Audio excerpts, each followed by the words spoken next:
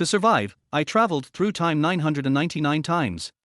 Su Qiaoqiao was suffering from a terminal illness, and when she had less than a year to live, some strange changes began to occur. She frequently had nosebleeds, and whenever one occurred, she would travel through time, only to return once the time was up. After receiving guidance from a wise master, she learned that the legendary Prince Yuchen of Beiyue Kingdom, revered by both mortals and deities, possessed a spiritual jade marrow that could prolong her life. Thus, Su Qiaoqiao embarked on countless journeys through time to extend her life. Chapter 1, Kiss and Run. Beiyue Kingdom. Prince Chen's Manor. Deep within the manor lies a serene and luxurious hot spring pool. Lu Yuchen was leisurely enjoying this peaceful moment. His muscular body was partially visible beneath the water, with smooth and powerful lines. Long, ink-black hair casually draped over his shoulders, exuding both sensuality and allure. Phut! Su Qiaoqiao suddenly burst out of the water, spitting out a mouthful of it. Lu Yuchen's eyes darkened instantly. He was startled by the unexpected appearance of a woman. A seasoned warrior of the battlefield like him had not sensed her presence at all. Interesting. Even assassins had infiltrated his manor now. For Su Qiaoqiao, who had crossed over 88 times, dealing with such sudden appearances had become second nature. However, this time, the man in front of her was simply too stunning. He. And how did she end up underwater? She nearly drowned herself. The man's deep eyes narrowed dangerously, making the air around Su Qiaoqiao suddenly feel icy. TCH. Not her first time crossing over anyway. Plenty of people had tried to take her life upon her arrival. Who did he think he was? With lightning speed, Su Qiaoqiao reached out and grabbed the handsome man's face, planting a quick, decisive kiss on his cheek. Then, she sprang to her feet, ready to make her escape. Lu Yuchen was momentarily stunned, clearly taken aback by the kiss. But only for a brief moment. Once he recovered, he casually grabbed a green date from the fruit plate beside him and flicked it at the back of Su Qiaoqiao's knee. Ouch! Su Qiaoqiao yelped in pain and fell flat on the ground in a rather undignified manner. Luckily, the floor was very clean. Ignoring the pain, she quickly got up, ready to flee again. But before she could, a hand grabbed her neck and pressed her down hard against the cold marble floor, squishing her delicate face flat. So much for chivalry. With a dark expression, Lu Yuchen's voice was as cold as ice. Who sent you? Su Qiaoqiao twisted her head with difficulty and muttered, "Big brother, no one sent me. I accidentally crossed over myself." Lu Yuchen snorted coldly, "Nonsense." He tightened his grip further. Su Qiaoqiao felt her breathing become difficult and silently cursed her fate. She was just a terminally ill woman. Ever since her condition started causing nosebleeds, she would randomly cross over. This was already her 89th time. Every time, she ended up in this strange Beiyue kingdom. While she had picked up some knowledge about its customs through her numerous crossings, she still knew little about it overall. She had no idea where she was this time or who the handsome man in front of her was. The man's grip tightened again.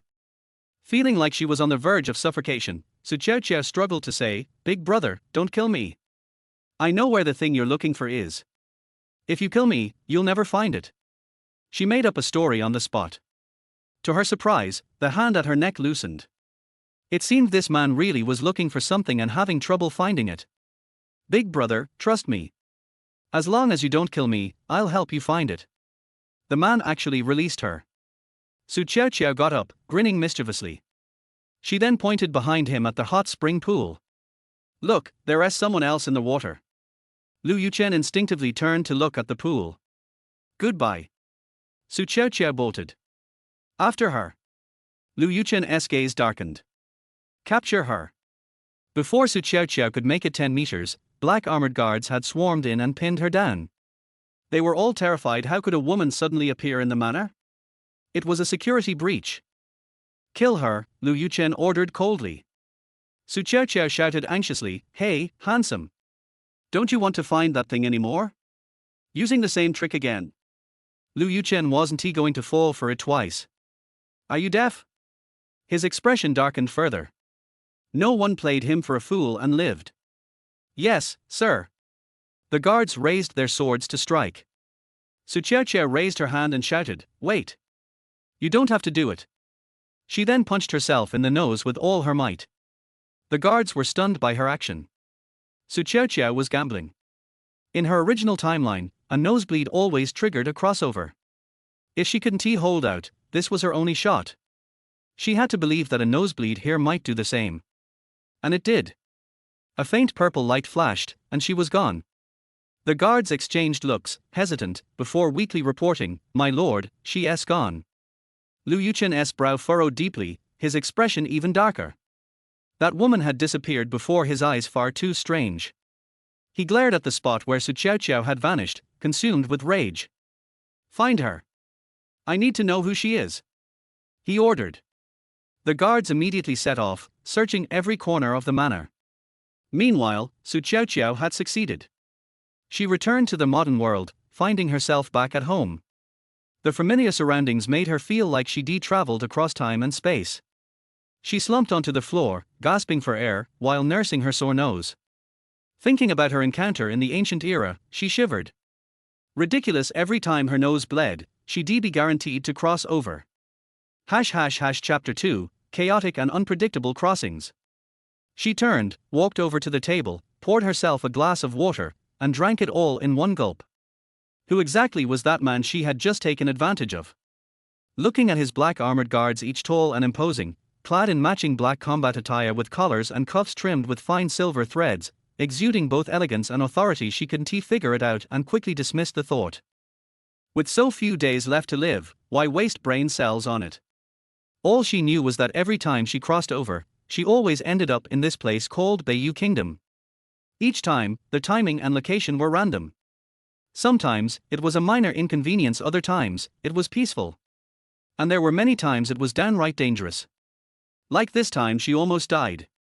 "Damn it, good-looking men are always trouble," she muttered before peeling off her wet clothes and heading for a bath. After washing up, she wrapped herself in a large towel and stared at her reflection in the mirror, pale face, eyes filled with weariness and a touch of confusion. She sighed softly, thinking of her dwindling days and the unpredictable nature of her cross-dimensional journeys. How much longer can this wretched body hold out? She murmured to herself. Just then, her stomach growled, reminding Qiaoqiao that she hadn't eaten in a long time. She walked out of the bathroom and into the kitchen. Opening the fridge, she found it empty. With no other option, she got dressed and prepared to go out for some food. Just as she reached the door, she felt a sudden warmth in her nose. A stream of blood began trickling down. "You've got to be kidding me. Another crossing?" Qiaoqiao was startled. Initially, she crossed over once a month, then once a week, then once a day. Now what? Twice a day? Or was it because she had forced her nose to bleed to return? This crossing business was becoming increasingly erratic. Before she could think further, her vision blurred, and the familiar dizziness set in. A flash of purple light, and she disappeared from her spot. When she opened her eyes again, Qiaoqiao found herself standing in an unfamiliar alley. Surrounding her were traditional-style buildings, and people in ancient attire walked by. "Where am I now?" she muttered helplessly. Suddenly, she heard loud commotion. Officials were running in her direction. Her heart tightened, and she turned to flee, cursing under her breath, "Why am I always so unlucky?"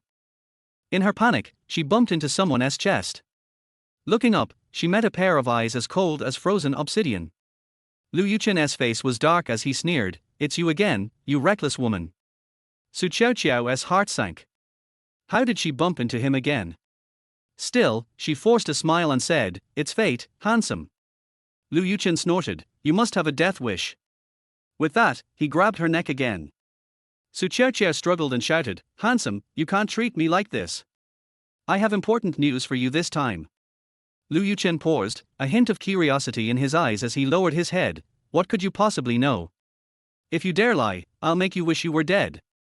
"Wait, your highness. Could he be the legendary Prince Chen?" If that were true, then she had really stirred up trouble this time. She had heard many stories about Lu Yuchen before. Prince Chen, Lu Yuchen, was a legend of Beiyue Kingdom. Born into royalty, he was exceptionally intelligent and skilled in both literature and martial arts. From a young age, Lu Yuchen had accompanied the military on campaigns, earning countless victories through his iron will and unmatched strategies, making enemy troops tremble at the mention of his name. His army was disciplined and undefeated, expanding Beiyue Kingdom's borders and solidifying its defenses.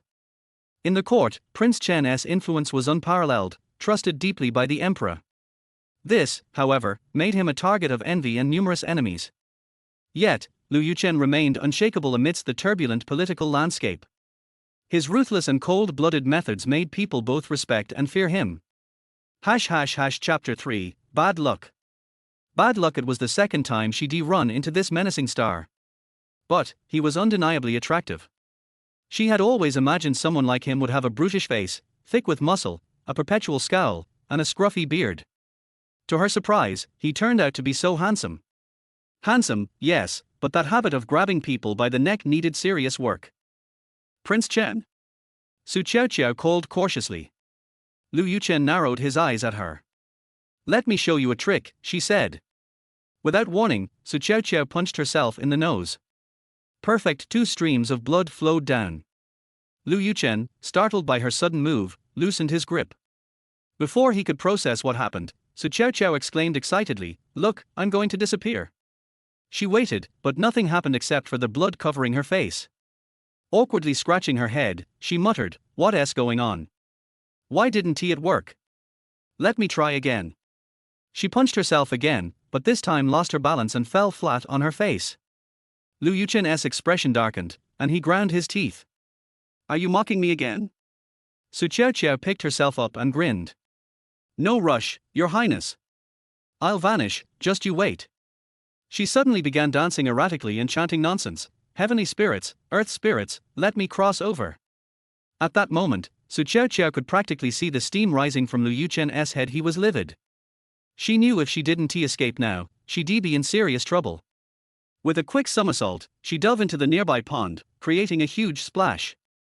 Treading water, she shouted, "Your Highness, watch me disappear." Then she submerged herself. A flash of purple light rippled across the water, and Su Qiaoqiao vanished. Moments later, Liu Yuchen's black armored guard captain, Mo Feng, rushed over. "Your Highness, what happened?" He cast a sidelong glance at the river. He had seen his prince corner a strangely dressed girl, only for her to jump into the water. "Are you going to chase her, or must I?" Liu Yuchen directed all his anger at Mo Feng. "I will, Your Highness," Mo Feng replied, feeling wronged, and quickly set off. Mo Feng searched the riverbank but found no trace of Su Qiaoqiao. Meanwhile, Su Qiaoqiao had already crossed back into the modern world, now lying on her couch, blood still on her face. "Finally, I'm back. That Prince Chen is terrifying," she muttered, getting up to clean herself. Back in the past, Mo Feng returned empty-handed and bowed before Liu Yuchen, trembling. "Your Highness, I failed. I couldn't find her." Liu Yuchen scoffed. "Useless." At that exact moment, Su Qiaoqiao inexplicably reappeared, landing right in front of him. Liu Yuchen looked stunned, questioning his sanity, while Su Qiaoqiao felt utterly embarrassed. "Hi, Your Highness. Fancy meeting you here," she greeted with a smile. Liu Yuchen's expression grew even darker. "What exactly are you?" Su Qiaoqiao's eyes darted. "Not a what, Your Highness. I'm a celestial maiden, descended to save you." Liu Yuchen sneered. "A celestial maiden? More like a lunatic." Su Qiaoqiao moved closer, grinning. "Don't believe me? I'll show you my divine powers." She then began gesticulating wildly, chanting random words. Chapter 4, Constant Crossing. Liu Yuchen had had enough. He grabbed Su Qiaoqiao by the neck once more, fury burning in his eyes. "You crazy woman, I will end you right now," he roared. Struggling for air, Su Qiaoqiao flailed her hands desperately. "Your Highness, have mercy." Just as Liu Yuchen tightened his grip, a flash of purple light enveloped Su Qiaoqiao, and she vanished again. Liu Yuchen was left standing there, hands suspended in the air, his face a mix of shock and rage. He had seen her appear and disappear in front of him, and the warmth of her touch lingered on his palm. Mo Feng, his black armored guard captain, was equally stunned. "Your Highness, who is this woman?" Liu Yuchen sneered. "It matters not what demon she may be. If she crosses my path again, she will wish for death." Meanwhile, Su Qiaoqiao, now back in the modern world, was gasping for breath. Few tilder that was close. Why does Liu Yuchen enjoy strangling people so much? She muttered. What was going on today? She'd been hopping between worlds non-stop. Blood still streamed from her nose, mirroring the uncontrollable pattern of her time traveling. 2 worlds. Back and forth like an elusive dragon. It was enough to drive Su Qiaoqiao insane. And not just her, even Lu Yuchen seemed on the brink of losing his mind completely. Before she could catch her breath, the purple light reappeared, and she found herself face to face with Lu Yuchen again. This time, without a word, he reached for her throat once more. Tearfully, Su Qiaoqiao pleaded, "Your Highness, stop. I swear, it's not on purpose." Unmoved, Lu Yuchen sneered. "I will watch closely to see what other tricks you have." And with that, she disappeared again. Furious, Lu Yuchen bellowed, "Find her. Search every corner of the capital if you have to." His face was dark with rage. He vowed that if she reappeared, he would snap her neck on the spot. In the modern world, Su Qiaoqiao quickly grabbed tissues to stop her nosebleed. She figured today's chaotic crossings were caused by her self-inflicted nosebleed. While her time travel had always been unpredictable, today was an entirely new level of chaos. Thankfully, once her nosebleed stopped, so did the crossings. Relieved, she decided to resume her plan to get food. The rest of the day passed without any further incidents, but she felt drained. If her nose kept bleeding, she'd turn into a dried husk. Su Qiaoqiao treated herself to a bowl of rice noodle rolls at a shop beneath her apartment building. On her way back, she spotted a beggar lying on the sidewalk, his head and face obscured. She'd heard stories of scammers who posed as disabled beggars while secretly living better lives than she did. But things were different now. She was a woman on borrowed time. Money was just an external thing, why hoard it? With no family to worry about, why not give it to a beggar instead of those greedy parasites? Kneeling down, she asked the beggar, "Sir, I don't have cash. Do you have a QR code?" The beggar's eyes lit up. He pulled a green card from his belongings with a QR code on it labeled, WeChat Pay. Unbelievable.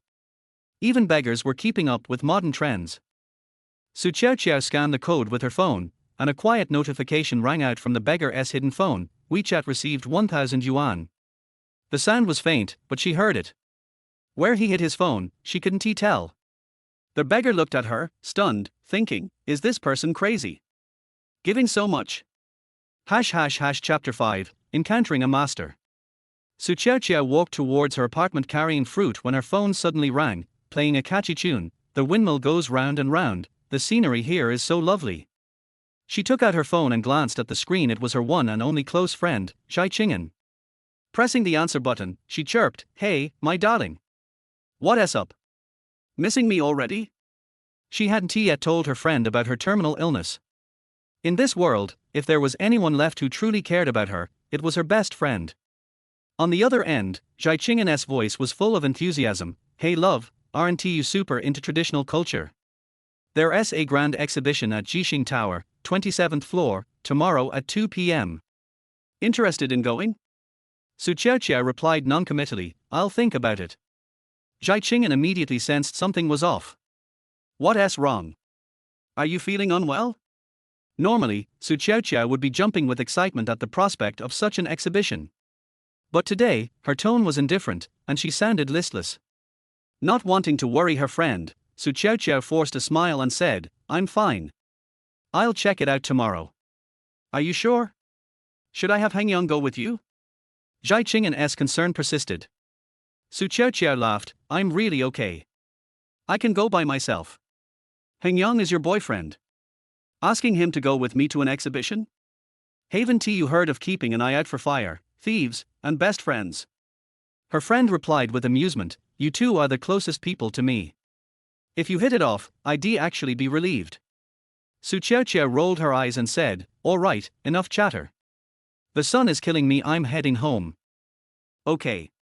Make sure you check out the exhibition and tell me all about it afterward," Qiaoqiao said. Hanging up, Su Qiaoqiao returned to her apartment, dropped the fruit carelessly on the table, and collapsed onto the sofa, too exhausted to move. The next afternoon, Su Qiaoqiao made her way to Jishing Tower. The exhibition hall was bustling with people, lively and vibrant. She strolled idly, admiring the ancient relics and exquisite artworks. The array of precious artifacts was dazzling. However, one mysterious, ancient mural caught Su Qiaoqiao's eye. Though the colors were faded, the lines remained vivid and smooth, as if telling tales from a distant past. As she focused intently, trying to decipher the mural's cryptic symbols and designs, a warm, resonant voice spoke beside her. "Miss, can you perceive the marvels of this mural?"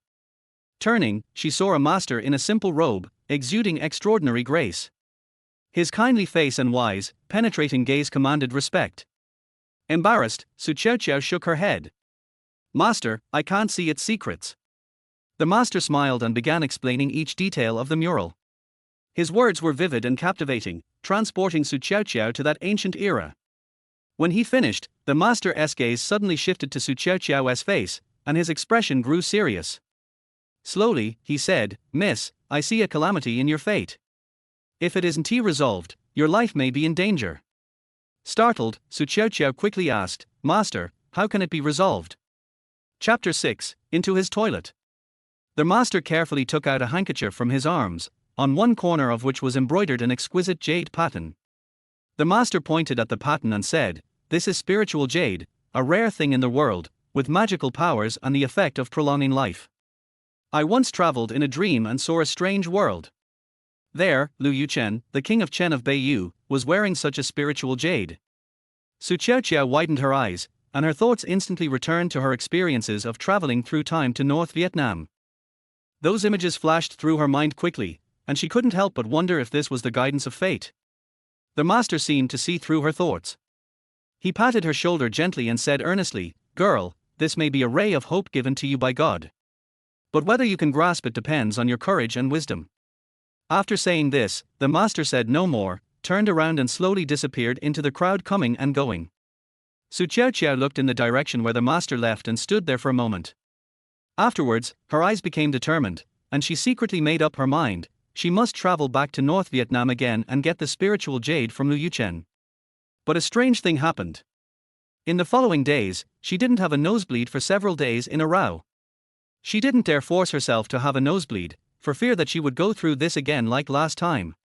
Also, even if she got through, Yuchen would strangle her every time he saw her, or have someone chop her neck. Thinking of this, she felt a chill on her neck. Curled up on the sofa, she reached out and touched her fair and tender neck. What a beautiful swan neck! Don't these men know how to appreciate things? She hugged her turtle pillow close to her chest and thought hard. No, I have to think of a way. Next time I travel through time, I must prove it to Yuchen. I am not a bad person, but a person with extraordinary abilities. Qiaoqiao frowned and racked her brains for an idea. Suddenly, she had an idea and thought of a solution. She decided to prepare some modern novelties. For example, a small solar-powered flashlight. Or a mini speaker that plays music. That way, after traveling back in time, she can show how magical these things are. Let Yuchen believe in her abilities. Thinking of this, Qiaoqiao immediately stood up and began to rummage through boxes and cabinets looking for suitable items. After finding them all, she carefully packed them into a backpack, ready for the next crossing. However, the days of waiting to cross are always long. Qiaoqiao looked forward to having a nosebleed every day, but her nose remained calm. She was extremely anxious, but she could only wait patiently. Finally, one night, Qiaoqiao felt a warm sensation in her nose, and the familiar nosebleed began to flow again. She was overjoyed and quickly grabbed the backpack in her hand, closed her eyes, and looked forward to returning to North Vietnam again. With a flash of purple light, Qiaoqiao indeed traveled back to North Vietnam. The place where she appeared this time was actually Yuchen's toilet. Yuchen was sitting inside with a look of astonishment on his face. "Bitch! It's you again!" Yuchen roared. Qiaoqiao quickly waved her hands. "Your Majesty, calm down. I'm here to help you." After saying that, she glanced at Yuchen's cough pee. Yuchen was so angry that his face turned green. "Get out." Qiaoqiao ran out quickly, but accidentally bumped into a black armored guard who was walking towards her, knocking the black armored guard to the ground. Chapter 7, Show you the divine treasures. The black armored guard got up and was about to draw his sword. Qiaoqiao hurriedly took out a solar flashlight from her backpack, turned it on and waved it at them. "Look, this is a divine treasure, it glows." The black armored guards were startled by the sudden light and retreated. Yuchen came out of the toilet and saw this scene. His face became even uglier. Su Qiaoqiao took out the mini speaker and played cheerful music. Your Majesty, this is also a magical thing. It can make beautiful sounds. Lu Yuchen looked suspicious. You witch, you tease me again and again. Su Qiaoqiao smiled and said, Your Majesty, at least give me a chance to say a few words. Lu Yuchen didn't give Su Qiaoqiao a chance to speak. He stepped forward and grabbed Su Qiaoqiao's neck. Witch, you dare to cause trouble in the palace, go to hell.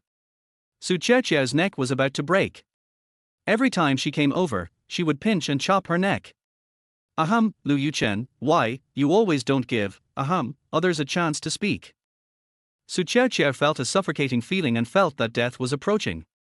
Just when she thought she was going to die. My nose suddenly felt warm and blood started flowing out. A purple light suddenly lit up, and Su Qiaoqiao disappeared from Lu Yuchen's hands. Lu Yuchen looked at his empty hands and became furious. I swore to kill this witch. Su Qiaoqiao, who had returned to the modern era, gasped for air and wiped her nosebleed while cursing, Lu Yuchen, you bastard. I don't believe I can't get the spiritual jade marrow. After a while, Su Qiaoqiao calmed down and started to make new plans. She thought to herself, my goodness, this bastard is so stubborn. How can I stop him from coming up and taking my life? However, she still gained a lot from traveling back in time today because she saw the spiritual jade marrow. The spiritual chalcedony was not big, a teardrop-shaped jade, but it seemed to emit a strange light. Lu Yuchen hung it around his neck with a black rope. It would be best if the next time I travel through time, it would be at the time when that bastard is asleep. Then he quietly took the spiritual jade from his neck. While Su Qiaoqiao was thinking, she opened her computer and searched for various time travel guides. Looking at the various methods, she couldn't help but complain, what a mess, are they reliable? Suddenly, she had a brilliant idea. She ran to the kitchen, dug out a bunch of ingredients, and prepared to cook some modern cuisine. HMPH, I don't believe that delicious food can't tempt that guy. Su Qiaoqiao said to herself. She started tinkering with things in a panic, making the kitchen a mess. After finally making some cakes and chocolates, Su Qiaoqiao looked at her work with satisfaction. When she traveled through time again, Su Qiaoqiao appeared directly in Lu Yuchen's room. Coincidentally, Lu Yuchen was sleeping soundly. Hey! The ancients were the ancients, they went to bed very early. She approached cautiously. Just as she was about to reach out to take the spiritual jade, Lu Yuchen suddenly turned over, and she was so scared that she quickly hid under the bed. After a while, seeing that there was no movement, Su Qiaoqiao came out again. Just as her hand was about to touch the spiritual jade, Lu Yuchen suddenly opened his eyes and shouted loudly, Witch! Su Qiaoqiao smiled awkwardly, Your Majesty, I brought you some midnight snack. Lu Yuchen looked disgusted and asked, What is this? He looked at the black thing in her hand and moved it away slightly. Chapter 8 The so-called dragnet. After several attempts, Lu Yuchen realized that she was more slippery than a loach and not so easy to catch. So, he has set up a tight net today.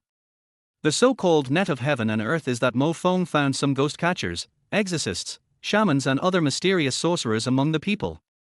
Referred to as a charlatan. A lot of magical tools were also prepared, including peach wood sword, exorcism talisman, glutinous rice, garlic, black dog blood, boy's urine Mo Feng's, etc. Your Highness, this is chocolate and this is cake. They are delicious. Would you like to try them? Su Qiaoqiao held the cake and chocolate in her hands, looking at Lu Yuchen with her big watery eyes and an expectant and flattering look.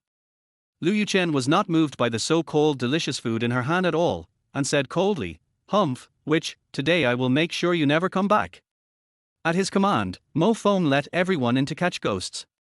Those ghost catchers, exorcists, and shamans were all facing a powerful enemy and the scene was extremely chaotic. Some of them waved their peach wood swords around and almost poked the eyes of the people next to them. Some waved talismans, but they were blown everywhere by the wind. Others were ringing bells, and the sound was chaotic, like noise. A tall and thin exorcist stared with his eyes wide open and shouted, Witch, stop being so arrogant. Look at the power of my peach wood sword. As he said that, he rushed towards Su Qiaoqiao with his teeth bared, but he was tripped by some debris on the ground and fell flat on his face. One of his teeth was knocked out and he screamed in pain. Another shaman in colorful clothes was frantically shaking the bell in his hand, muttering, Heaven and earth, please help me, the witch, please show your true form. But he was too nervous and the bell accidentally flew out. It hit a fat ghost catcher on the head. The fat ghost catcher cried out, covered his head and started to curse, "You blind man, you hit me." There was also a sorcerer with a goatee who was spinning around with a compass, muttering to himself, east, south, west, north, the direction of the witch. He ended up getting dizzy and sat down on the ground, unable to get up. A bald mage was holding a large copper bowl and banging it vigorously. The noise was so deafening that the others were annoyed and shouted, "Stop banging. It's making my ears go deaf." Qiaoqiao looked at the chaotic scene and laughed so hard that she couldn't straighten her back. "What is this? Are you guys here to make fun of me?" Everyone was enraged and humiliated, and rushed towards Qiaoqiao. For a moment, people were in chaos in the room. One person stepped on another's feet, and another person bumped into another's waist. It was a mess. Yuchen was so angry that his face turned blue. He looked at Mo Feng, who was standing with his head down, with a murderous look in his eyes. Mo Feng didn't dare to look at his master at all. He secretly prayed to the ancestors of the Mo family to use their connections to save his life. In this chaotic moment, Qiaoqiao suddenly covered her nose and said with a smile, "The mountains remain unchanged, the water flows forever, my lord, we'll see each other in the rivers and lakes." There was a flash of purple light, and Qiaoqiao disappeared out of thin air. Everyone was dumbfounded and looked at each other, not knowing what to do. Yuchen's voice was as cold as ice. "Is this the trap you set up? My subordinates deserve to die." Yuchen took a deep breath, not knowing how long it had been. "Go get 30 military sticks yourself." "Yes." Mo Feng was filled with mixed emotions. "May the ancestors of the Mo family bless me, as I am still alive." Chapter 9, Madness. Yuchen looked at the place where Qiaoqiao disappeared, and angrily kicked over the chair next to him, roaring, "Keep looking for her for me. If you can't find this witch, you won't have a good life." However, those quacks had already been frightened by his previous anger and fled away. Yuchen was sulking alone in the room, his curiosity and anger towards Qiaoqiao intertwined in his heart. On the other hand, after Qiaoqiao returned to the modern era, she sat on the sofa, panting, but with a smile on her face. "Humph, it's not that easy to catch me." She calmed down a little and began to think about her next time travel plan. A few days later, Qiaoqiao's nose started bleeding again, and she traveled back to North Vietnam. This time, she appeared in Yuchen's study. Yuchen was sitting at his desk. When he saw Qiaoqiao suddenly appear, he immediately stood up and drew his sword. "Witch, how dare you come here?" Qiaoqiao waved her hands quickly. "Your Majesty, please don't want to beat or kill me every time you see me. I'm really not an assassin, let alone a bad person." Yuchen refused to believe it and pressed on. "You witch, you are full of nonsense and you have teased me time and again." Qiaoqiao said anxiously, "Your Majesty, I didn't tease you. Coming here and disappearing suddenly are not under my control at all." Yuchen snorted coldly. "Humph. What kind of monster are you?" Qiaoqiao found a chair in distress and sat down as if she were not an outsider. She said with a melancholy look, "Do you think I want to go through this every time? I am in pain too." Yuchen frowned, still pointing his sword at Qiaoqiao, and shouted, "Nonsense." Qiaoqiao sighed helplessly and said, "Your Highness, look at me, with my thin legs, can I be a match for your black armored guards? If I try to assassinate you like this every time, what's the point of me?" After saying that, he pushed his thin arms forward for Yuchen to see. Qiaoqiao was wearing a white t-shirt, blue and white denim shorts, and a pair of flip-flops. Yuchen stared at her with a hint of doubt in his eyes, and said with a look of disdain, "You are so shameless in your dress, and you also know how to use magic. How can I tolerate you?" Qiaoqiao stood up, walked to Yuchen, and said seriously, "Does the magic you are talking about appear and disappear suddenly?" Yuchen put down his sword slightly and pursed his thin lips. Qiaoqiao said seriously, "I can't explain this question for now, but Your Majesty, you have to believe me, I'm really not a bad person, I just..." After that, she carefully pointed at the spiritual jade on his neck and whispered, "I just want the prince's spiritual jade." Unexpectedly, after hearing what Qiaoqiao said, Yuchen's face suddenly turned gloomy and his eyes became fierce. He raised his sword and stabbed at Qiaoqiao. "You're looking for death." A sword light flashed across Qiaoqiao's pale face. Qiaoqiao was horrified and quickly dodged to the side. "I thought I was lucky this time, and this madman was willing to give me a chance to speak. But I didn't want to, and I still wanted to kill her." The sword came too fast and too hard, and it still cut through her white t-shirt, injuring her flesh.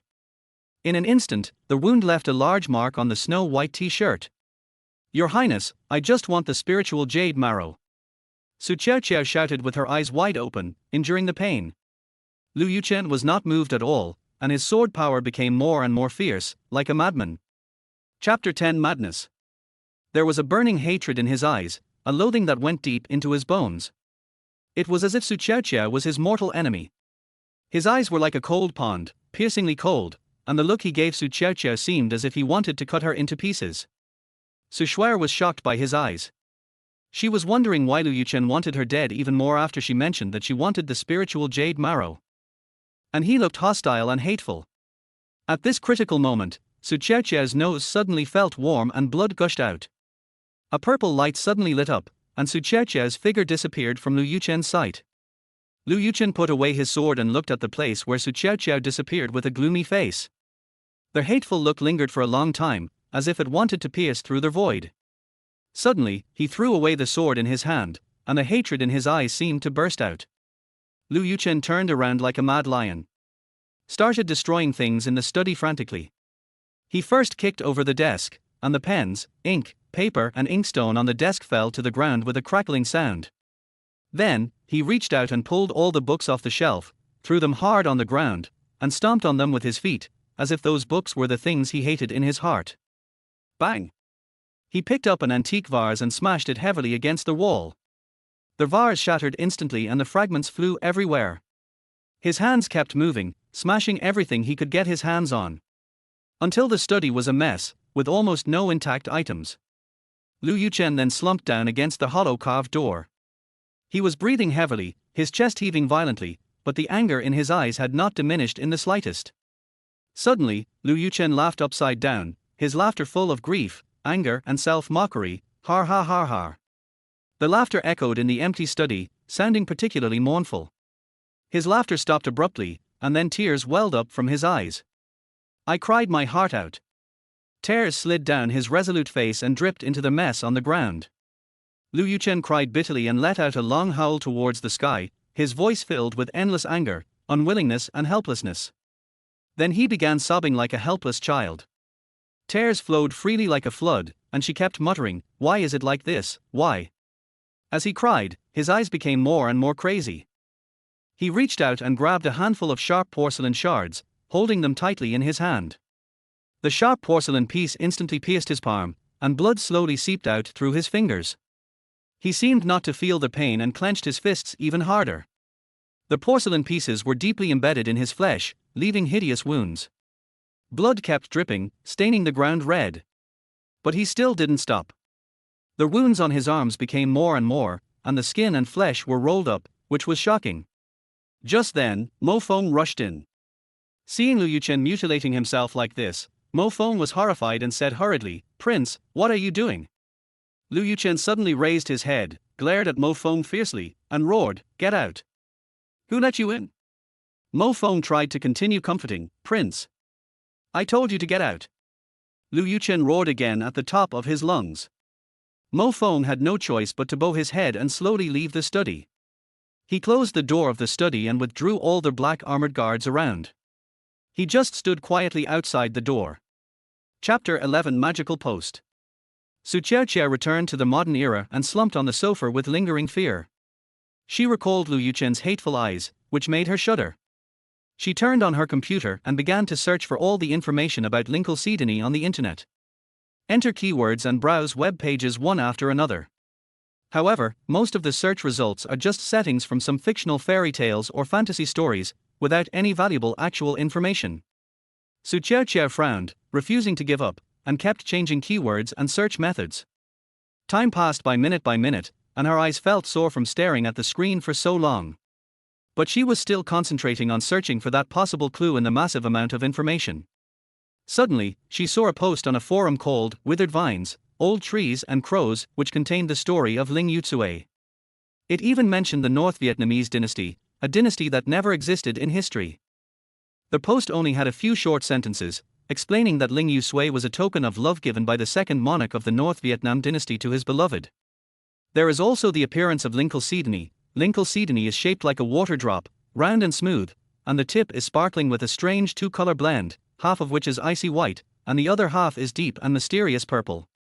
Qiaoqiao became more and more anxious when she saw these incoherent sentences. She quickly left a message under the post, asking for more details, but after waiting for a long time, she still received no reply. She clicked on the poster's profile picture countless times and entered the homepage, but there was no information at all. In desperation, Qiaoqiao could only continue searching for relevant content in this forum. But nothing was found. She scratched her hair irritably. What kind of story is hidden behind this mysterious spiritual jade? Who is the monarch's beloved? Why is there no follow-up record? Why did Lu Yuchen go crazy when he mentioned Ling Yucue? Why would something that could make him lose control and go crazy be hung around his neck day and night? This series of questions made Qiaoqiao feel as if she was trapped in a huge mystery. Just as she was thinking hard, the computer screen suddenly flashed. Then the forum page became chaotic and all the information disappeared. Qiaoqiao slapped the computer angrily, but it was of no use. Frustrated and lost, she decided to take a break and try to find new clues after she regained her energy. In less than 2 hours, Lu Yuchen's study was back to normal. A painting, an ornament, even the pattern, color and orientation of the ornament, are exactly the same as before they were smashed. This is probably the power of power. Lu Yuchen's hand had been bandaged to stop the bleeding. The hand wrapped in white gauze looked a little heavy. Holding the cup lid with her slender white fingers, she drank tea leisurely while listening to the report.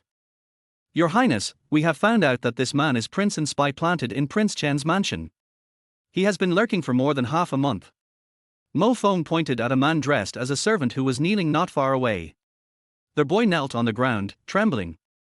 Lu Yuchen paused, and with a clang, the cup lid in his hand fell onto the cup. The servant was frightened even more and trembled all over. Lu Yuchen raised his eyes, glanced at the servant, raised the corners of his lips, and waved to him, come closer. The servant shuddered. Having been in Prince Chen's mansion for more than a month, he knew Lu Yuchen's character well. Chapter 12, Possessed by the Devil. Even though he was extremely frightened, the servant still moved towards Lu Yuchen and got closer to him. Your Majesty, please check carefully. I have absolutely not done anything to harm your Majesty. Lu Yuchen looked at the servant with extremely gentle eyes, even with a smile on his face, but that smile looked terrifying. He asked slowly, why did King send you here? The servant kept begging for mercy, Your Highness, I am really not Prince's man. Please investigate clearly, Your Highness. Lu Yuchen stood up, walked to the servant, and leaned forward slightly. On that beautiful face, there was still a smile that was neither tepid nor annoyed. Only Mo Feng knew that the worse his master's mood was, the gentler his smile would be. The ignorant servant kept begging for mercy. Lu Yuchen suddenly put his fingers around his neck and pulled him towards him. The boy felt a chill on his neck, as if his neck had been broken by him accidentally. This king doesn't have much patience. Tell me, and I won't kill you if you tell me. The servant was so frightened that he didn't even dare to raise his head. His eyes moved rapidly, and he stammered, Your Majesty, I am really just a servant, and I was definitely not sent by Princeton. Lu Yuchen sneered and increased the strength in his hands. Hey, do you think I'm a 3-year-old child who is so easy to fool? The servant's face was pale and beads of sweat the size of beans kept rolling down his forehead. Suddenly, a trace of determination flashed in his eyes, and he pulled out a dagger from his sleeve and stabbed it straight into Lu Yuchen's chest. In this case, then you go to hell. Lu Yuchen's eyes flashed, and he quickly grabbed the servant's wrist and twisted it hard. The servant's wrist broke with a crisp sound. The servant screamed and the dagger fell to the ground. Lu Yuchen did not give up, he kicked the servant in the abdomen. Kick it to the ground. Then he picked up the dagger on the ground, squatted down, and gently slid the dagger across the boy's face.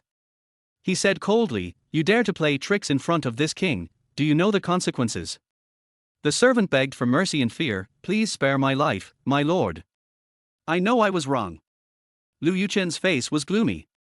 He suddenly stabbed the dagger into the servant's thigh and then stirred it vigorously. The servant's screams echoed throughout the room. He tilde. The smile on Lu Yuchen's face became even more wanton.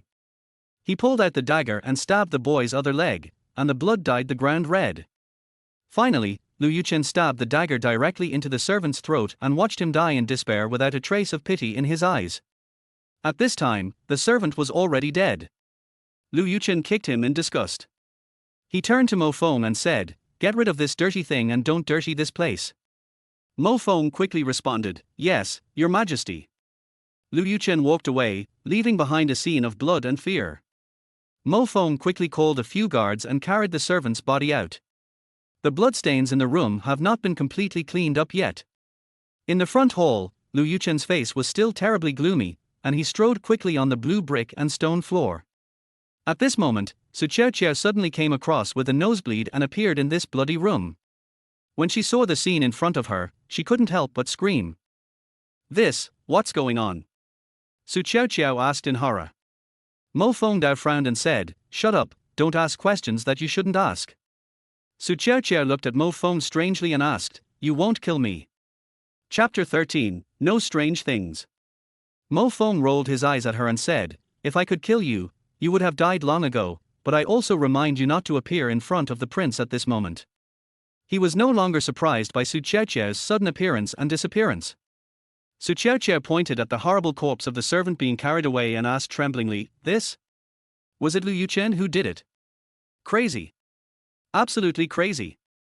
Mo Feng snorted coldly, "To be kind to the enemy is to be cruel to yourself." Qiaoqiao was frightened by the bloody scene before her and was at a loss as to what to do. Her face turned pale and her legs went weak. "I just hope I can put it back on quickly." Mo Feng glanced at her and said, "In this chaotic world, if you are not ruthless, you will end up dead."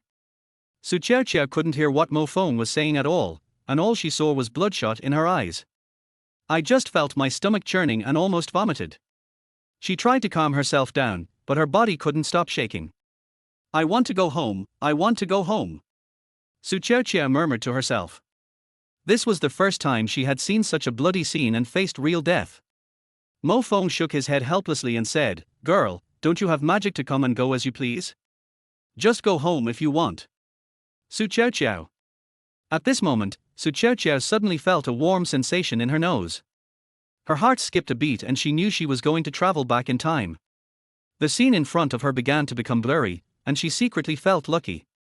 However, just as she was about to disappear, Lu Yuchen walked in again.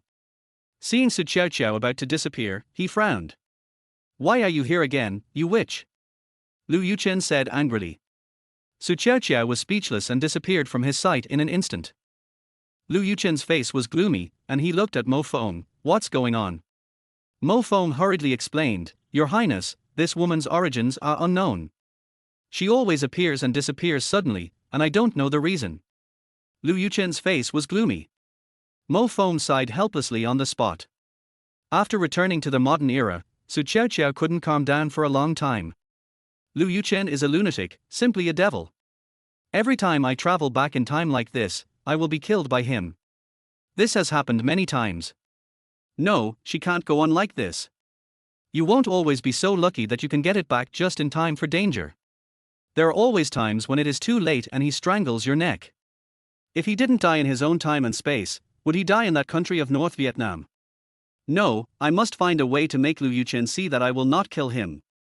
She remembered that time in the hot spring, when she lied and said she could help him find what he wanted. Lu Yuchen actually believed her and let her go. From this we can see that Lu Yuchen is really looking for something, and this thing must be very important to Lu Yuchen, but he can't find it. So, if I can help him find this thing, will he not kill me? But what exactly is that thing he wants to find? How can she know and help him find it? Qiaoqiao thought about it. "I decided to ask Mo Feng next time I travel back in time." She clasped her hands together and prayed devoutly, "God bless me, and next time I go there, don't fall in front of that evil spirit." After taking a shower, she lay on the soft big bed, tossing and turning, unable to fall asleep. Why is it okay for me to have so much nosebleed with my broken body? Could it be that he absorbed the spiritual energy of the spiritual jade every time he went to the palace? In the past, Qiaoqiao was a person who advocated science and did not believe in supernatural things. But in the past 6 months, what happened to her directly overturned her 3 views. Chapter 14, A sudden visit from a best friend. The big windmill is turning with a creaking sound. The scenery here is so beautiful, and the sky is so beautiful. Qiaoqiao's cell phone rang again. At this point, probably no one would call me except Jai Qingan. I glanced at the phone screen and it was indeed Jai Qingan. He lazily turned over in the big bed, picked up the phone and pressed the answer button. Hey, honey, why are you still awake so late? What's wrong with calling me? There was silence at the other end of the line, and then Zhai Qing'an's crying voice came, Baby, I'm heartbroken. Su Qiaoqiao laughed, come on, you two have been together for 7 years, from freshman year to now. You have broken up so many times, and every time you break up, it's fine within 3 days. It's real this time, Wu Tilder. Zhai Qing'an's crying voice was heard from the other end of the phone. Su Qiaoqiao knew that the two of them were inseparable and had a very good relationship, but after all, they had quarreled now, so she had to say a few words of comfort. Okay, Anan, don't cry. Then tell me what the reason was this time. Su Qiaoqiao asked. Zhai Qing'an sobbed and said, just for such a small matter, he was so mean to me and said he didn't want to spoil me anymore. Su Qiaoqiao said helplessly, maybe he was angry at the time and said those words in anger. You two should communicate well and don't break up so easily. Zhai Qing'an sniffed, I know that too, but I'm really sad this time. He doesn't even know how to give in to me. Su Qiaoqiao comforted her, don't be too sad. When he calms down, he will definitely come to find you. You don't have to think too much now. Take a shower and have a good sleep. I promise you that he will come to comfort you no later than tomorrow. Zhai Qing'an muttered, it's the only way, thank you baby, love you Tilder. After hanging up the phone, Su Qiaoqiao lay on the big bed and started thinking about her own things again. Less than half a minute later, the phone rang again, but Su Qiaoqiao didn't want to answer it. Except for Zhai Qing'an, she no longer wanted to care about anyone in this time and space. But the phone kept ringing. One after another. The noise made her upset. Just when I was about to pick up the phone to answer the curse, I found that the person on the phone was still Zhai Qing'an. The urge to curse was suppressed again. Hello? Qiaoqiao, let me think about it, I'm still sad, can't sleep, and need someone to accompany me. I'm on my way to your house now. Su Qiaoqiao was flustered and immediately jumped up, well, Qing'an, you are here now. Yes, I should be at the gate of your community in 10 minutes. Please be ready to open the door for me. Su Qiaoqiao was confused. In her current state, she could suddenly travel through time at any time. If Zhai Qing'an saw her, wouldn't she be scared to death? She said anxiously, Dear, no, don't come over yet. Zhai Qing'an asked in confusion, what's the matter? I'm almost there now. Su Qiaoqiao's mind was working quickly, and she said, my house suddenly had no water or electricity, which is inconvenient. Besides, it's so late, and the coffee shop is closed. How about we make an appointment tomorrow? Zhai Qing'an cried and said, no, I want to see you now. I feel so miserable. Su Qiaoqiao bit her lip and said, then let's go to the 24-hour convenience store at the entrance of the community and sit down.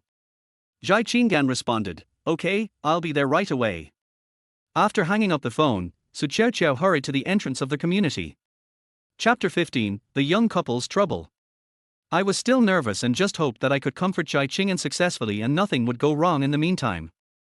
Su Qiaoqiao arrived at the convenience store, found a seat by the window, and sat down, anxiously waiting for Zhai Qing'an.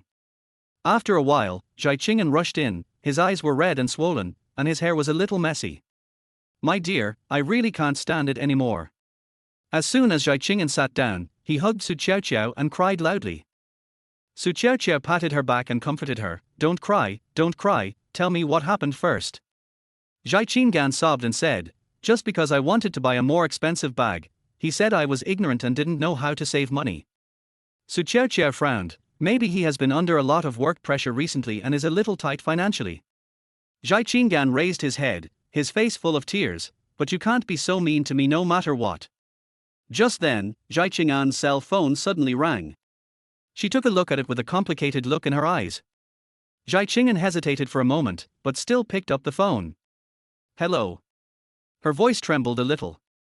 Heng Yang's anxious voice came from the other end of the phone, I'm sorry, I was wrong, where have you been? When Zhai Qing'an heard this, tears could not stop flowing down her cheeks again, but she still said angrily, it's too late for you to know you are wrong now. Su Qiaoqiao gently pushed her from the side, signaling her not to be too tough. Heng Yang on the other end of the phone continued, I'm sorry, it's my fault. I've already bought the bag. Come back soon and don't ignore me. Zhai Qing'an sniffed and said, Will you treat me like this again in the future? Heng Yong quickly assured, no, absolutely not. Come back soon. I'll wait for you at home. Zhai Qingan looked at Su Qiaoqiao and said a little embarrassedly, dear, then I. Su Qiaoqiao smiled and said, go quickly, it's fine. Zhai Qingan nodded, stood up and left the convenience store. Su Qiaoqiao looked at her receding back and sighed softly. I thought the young couple's annoyance was finally over for the time being. She also stood up and prepared to go home, but suddenly felt a warm sensation in her nose. Su Qiaoqiao's heart tightened, and she secretly said, no way, I have to travel through time at this time. She tried to control herself, but the familiar feeling of dizziness kept getting stronger. The scene before her eyes began to blur, and she knew that she could no longer prevent the time travel from happening. Just as she was about to disappear, the convenience store clerk came over, looked at her gradually transparent body in surprise, was so scared that he collapsed to the ground and screamed loudly. But Su Qiaoqiao no longer cared about these things and disappeared from the spot in the blink of an eye. When she opened her eyes again, she found herself on an ancient street. Su Qiaoqiao calmed herself down and began to think about what to do next. She hadn't had time to ask Mo Feng what Lu Yuchen wanted. A loud noise attracted my attention. It turned out that two vendors were arguing over the stall. It looks like the action is about to begin. Su Qiaoqiao didn't want to meddle in other people's business, but when she thought about her situation in this world, she decided to go up and try to persuade them. The two vendors ignored her and continued arguing with each other. One of the burly vendors glared at him and shouted, mind your own business. This is between us. Chapter 16, Encountering the Mysterious Master again in a different time and space. Su Qiaoqiao was not intimidated by his aura, and said patiently, we all make a living on this street. Let's make concessions and harmony brings wealth. She had a gentle smile on her face and spread her hands, trying to persuade the two men. Another slightly thinner vendor snorted coldly, that's easy for you to say. He's taking up my space. How can I do business? He frowned, his face full of anger, with his hands on his hips. Su Qiaoqiao looked at the positions of the two stalls, and an idea suddenly occurred to her. She said, how about this, you can adjust the stalls slightly and place them crosswise. This way you can make full use of the space without affecting each other. Her eyes lit up and she gestured excitedly. After hearing this, the two of them felt that it seemed to make sense and their expressions eased a little. Su Qiaoqiao struck while the iron was hot and helped move the stall, finally resolving the small dispute. Just as she breathed a sigh of relief, Su Qiaoqiao remembered that she still had important things to do. She was about to go to Prince Chen's mansion to look for Mo Feng, but she found that her modern clothes were particularly eye-catching in this ancient time. Many passers-by pointed at her and whispered to her. Helplessly, she had to find a secluded corner and try to change into ancient clothes. Just as she was looking around, she suddenly heard a familiar shout, girl, this way. Su Qiaoqiao looked in the direction of their voice and saw an old man waving at her. She walked over with doubts. The old man looked her up and down and said, girl, judging from your attire, you must have encountered difficulties. I have some old clothes here, you can change into them. The old man narrowed his eyes slightly, with a kind smile on his face. Su Qiaoqiao raised her head and took a closer look at the old man, and said in surprise, Master. It's you? She widened her eyes, her face full of disbelief. Isn't he this the old man who taught me how to prolong my life at the Cultural Relics exhibition? Why are you here? She asked anxiously, her hands unconsciously grabbing the old man's sleeves. The old man nodded and smiled, looked at her meaningfully, and said, go change your clothes first. As he spoke, he gently patted her hand. Su Qiaoqiao went to change her clothes. After changing clothes, he went out to look for the old man, but he was gone. Su Qiaoqiao looked everywhere for the old man but found nothing. She was full of doubts about this mysterious old man who guided her to this time and space to find the spiritual jadeite at the Cultural Relics exhibition in modern time and space. But he can appear in this time and space to help himself. From this, it can be concluded that this old man must be closely related to this series of events. She had a lot of doubts, but she didn't have time to think too much. After calming herself down, Su Qiaoqiao decided to go to Prince Chen's mansion to find Mo Feng first.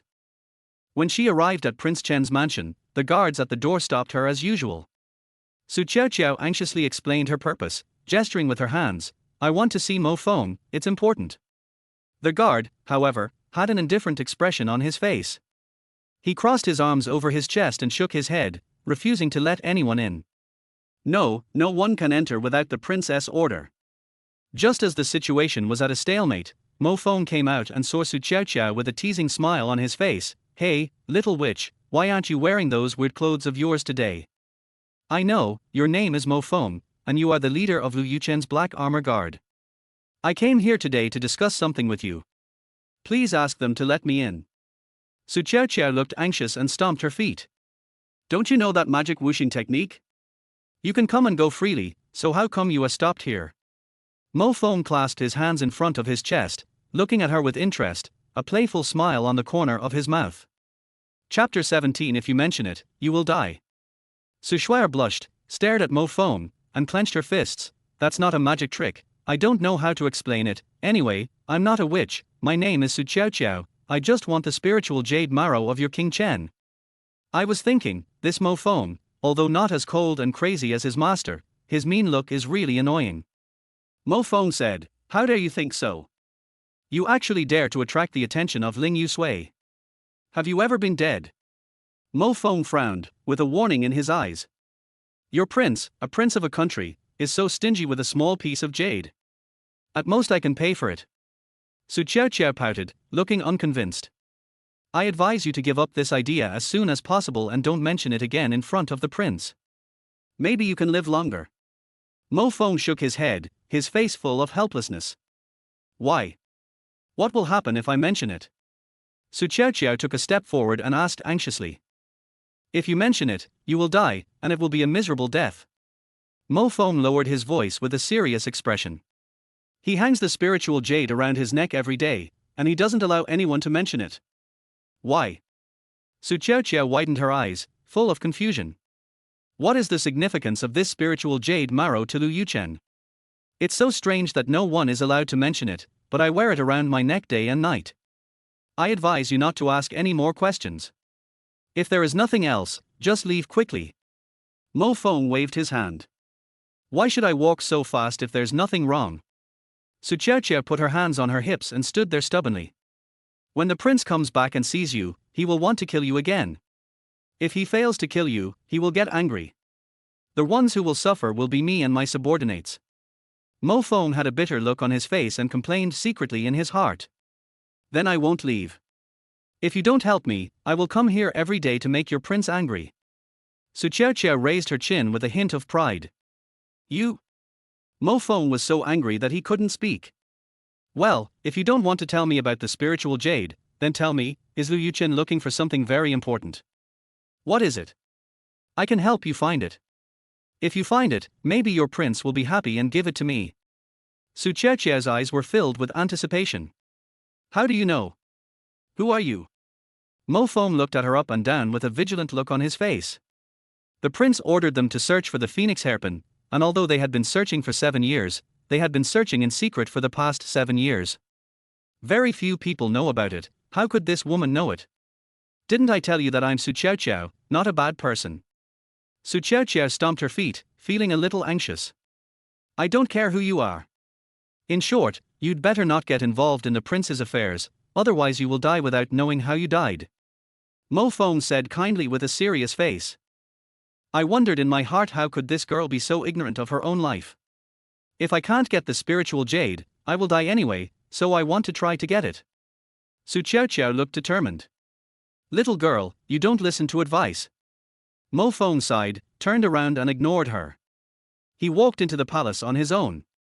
Seeing this, Qiaoqiao hurriedly followed. Mo Feng, please help me. Qiaoqiao grabbed Mo Feng's sleeve and looked at him pitifully. Mo Feng stopped and frowned. Girl, please leave quickly. The prince has been in a bad mood recently. Don't appear in front of him again to make him unhappy, otherwise, he will really kill you. Chapter 18. It's impossible to give up. Qiaoqiao bit her lip and said, just give me some clues, just a little clue will do. If I really find it, your prince will be happy and give me the spiritual jade, right? Impossible. Qiaoqiao pouted and looked at Mo Feng with the eyes of a stray dog. Okay, Mo Feng loves stray dogs the most and can't stand this kind of pitiful look. Mo Feng hesitated for a moment and sighed, forget it, forget it. Even if I tell you, you won't be able to find it. It is actually a phoenix hairpin. This phoenix hairpin is made of extremely precious materials. The phoenix on the hairpin is lifelike. The phoenix's eyes are two rare gems, shining with mysterious light in the sun. The most important thing is that there are exquisite patterns carved on it. It is a pattern unique to the Qiaoqiao family of the prince's mother. Su Qiaoqiao's eyes lit up. Then what are the characteristics of this relic or where it might be stored? Do you have a diagram? Mo Feng took out a piece of yellowed paper from his arms. On it was a pattern of a phoenix hairpin and a totem of an eagle spreading its wings next to it. Mo Feng shook his head. We have used all our manpower and resources to search for more than 7 years, but still haven't found any clues. Girl, you should just give up. After saying that, Mo Feng broke free from Su Qiaoqiao's hand and prepared to leave. Su Qiaoqiao snatched the paper from Mo Feng's hand, turned around and ran away, saying from afar, "Thanks, buddy, I will definitely bring you some local specialties next time I come." Give up? It is impossible to give up. The word give up does not exist in Su Qiaoqiao's dictionary. Mo Feng stood there in a daze, shaking his head helplessly. After finally enduring enough time, Su Qiaoqiao traveled back to the modern era. She went straight home and turned on the computer. Start searching for information about the phoenix hairpin on major antique trading websites and collection forums. However, after searching for several hours, nothing of value was found. She then went to the largest local library and borrowed a bunch of books about ancient jewelry and the history of the Qiaoqiao family. I read through it day after day, forgetting to eat and sleep, making notes one after another. My eyes were bloodshot, but I still had no clue. She would definitely go back wherever there was an antique auction. Fortunately, she has saved some money over the years, which can support her efforts. After a few interactions, I became familiar with many antique collectors. Someone mentioned that they had seen jewelry with a similar phoenix pattern in a remote town. Su Qiaoqiao bought a ticket to the small town without saying a word. She went door to door asking local residents and even visited the oldest people in town. Finally, I learned from an old man that many years ago, a wealthy businessman had collected an exquisite phoenix hairpin, but later the businessman and his family moved out of the town and their whereabouts were unknown. Su Qiaoqiao, who was tired after a few days, lay down on the bed, ready to take a shower and go to sleep. Her nose felt hot, and she was about to travel through time again. Su Qiaoqiao only felt her eyes blurry for a moment, and the next second she appeared on an ancient street. At this time, she was in the middle of a busy market. When the people around her saw her appear out of nowhere, they were so scared that they ran away, shouting in fear, "There is a ghost." Su Qiaoqiao looked helpless and was about to explain, but she found that she was still wearing modern pajamas and her hair was messy. At this time, a group of officers and soldiers came and surrounded her. The leading officer shouted loudly, "Who are you, the Avildor, to cause trouble here?" Chapter 19. This is a photo. At this critical moment, Mo Feng happened to pass by. He was also surprised to see Su Qiaoqiao surrounded by soldiers. When Su Qiaoqiao saw Mo Feng, she seemed to have seen a savior and shouted, "Mo Feng, save me." Mo Feng shook his head helplessly, walked up to the officers and soldiers and said, "You all retreat." When the officers and soldiers saw that it was Mo Feng, they put away their weapons and left. Mo Feng looked at Su Qiaoqiao and couldn't help laughing. "The way you appear is really special. It always makes people drop their jaws. Also, what are you wearing? It's too eye-catching. How can a woman dress like this, showing her arms and legs, and be decent?" Su Qiaoqiao rolled her eyes at him and said, "I don't want to either, but I can't control it. By the way, I have made a new discovery these days." Mo Feng asked curiously, "What did you find?" Su Qiaoqiao was about to speak when her stomach suddenly made a rumbling sound. She scratched her head in embarrassment and said, "Let's not talk about this for now. I'm starving. Can you find me something to eat first?" Mo Feng laughed and took her to the restaurant. The two found a private room in the restaurant, sat down, and ordered a table full of sumptuous dishes. Su Qiaoqiao ate voraciously, and while eating she told Mo Feng about her search for the phoenix hairpin. "Eat slowly, you're like a starving ghost," Mo Feng said, handing her a handkerchief. "There's oil on the corners of your mouth."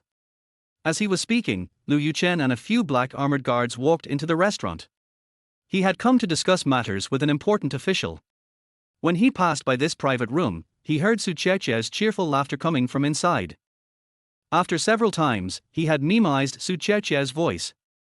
Thinking of those times of teasing, the anger in his heart suddenly rose up. When she peeked inside through the crack in the door, she saw Mo Feng was with her. His face turned gloomy in an instant, and he pushed the door open and walked into the private room. Mo Feng and Su Qiaoqiao were startled by this sudden change. Mo Feng quickly stood up and knelt on one knee. "Your Majesty, your subordinate."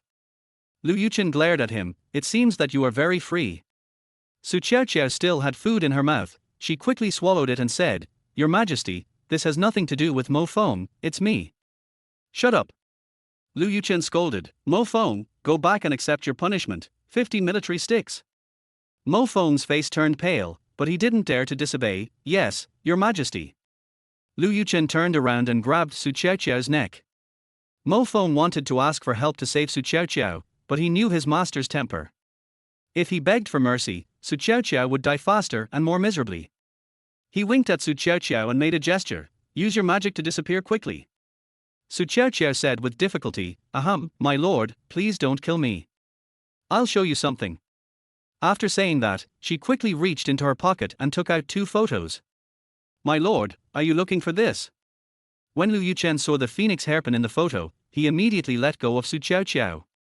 He had never seen such a clear painting that could depict objects so clearly and realistically. Lu Yuchen took the photo and looked at it carefully, his eyes full of eagerness and surprise. Where did this painting come from? Who drew it? Lu Yuchen stared at Su Qiaoqiao and asked. Su Qiaoqiao took a deep breath and laughed loudly. "Har har? Painting? Your Majesty, this is not a painting, it's a photo." This foolish prince actually thought that this was something drawn by a human. Chapter 20, Photo. Small painting? Lu Yuchen glared at her, obviously not knowing what the photo she was talking about was. However, looking at the way she smiles, she really deserves to be killed. I really want to pinch her neck again. "My lord, tell me, is this the phoenix hairpin you are looking for?" Lu Yuchen narrowed his eyes slightly, with a complicated expression. "If you can help me find this phoenix hairpin, I will reward you. But if you dare to lie to me, you will die." He emphasized the word "die" very heavily to warn Su Qiaoqiao that if she dared to tease him, she would die miserably. Su Qiaoqiao rubbed her neck and nodded repeatedly. "Don't worry, Your Majesty, I will definitely help you find it, but Your Majesty, can you promise me one thing?" Lu Yuchen snorted coldly. "What's the matter?" Mo Feng thought to himself that this girl was not going to ask for the spiritual jade marrow again. He quickly winked at her again, but Su Qiaoqiao didn't even look at him. Su Qiaoqiao is very smart.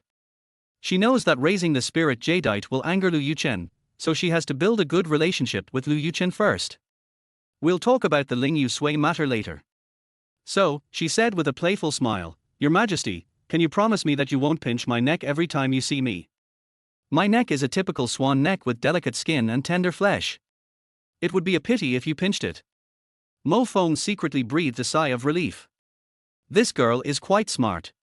Lu Yuchen pursed his lips, turned his head to give her a cold look, shook her off, and walked into the box on the other side.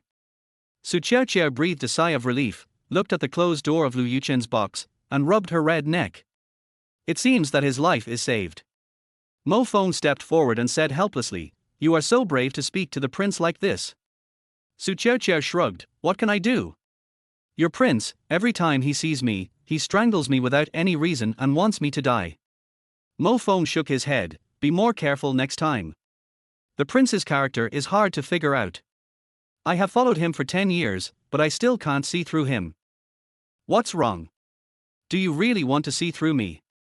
Lu Yuchen's voice sounded behind Mo Feng. Mo Feng felt a chill all over his body, and turned his head slowly. "My lord, this subordinate. Didn't the prince go to the next box to discuss matters with Lord Li? Why is he back again?" Lu Yuchen snorted coldly and glared at him.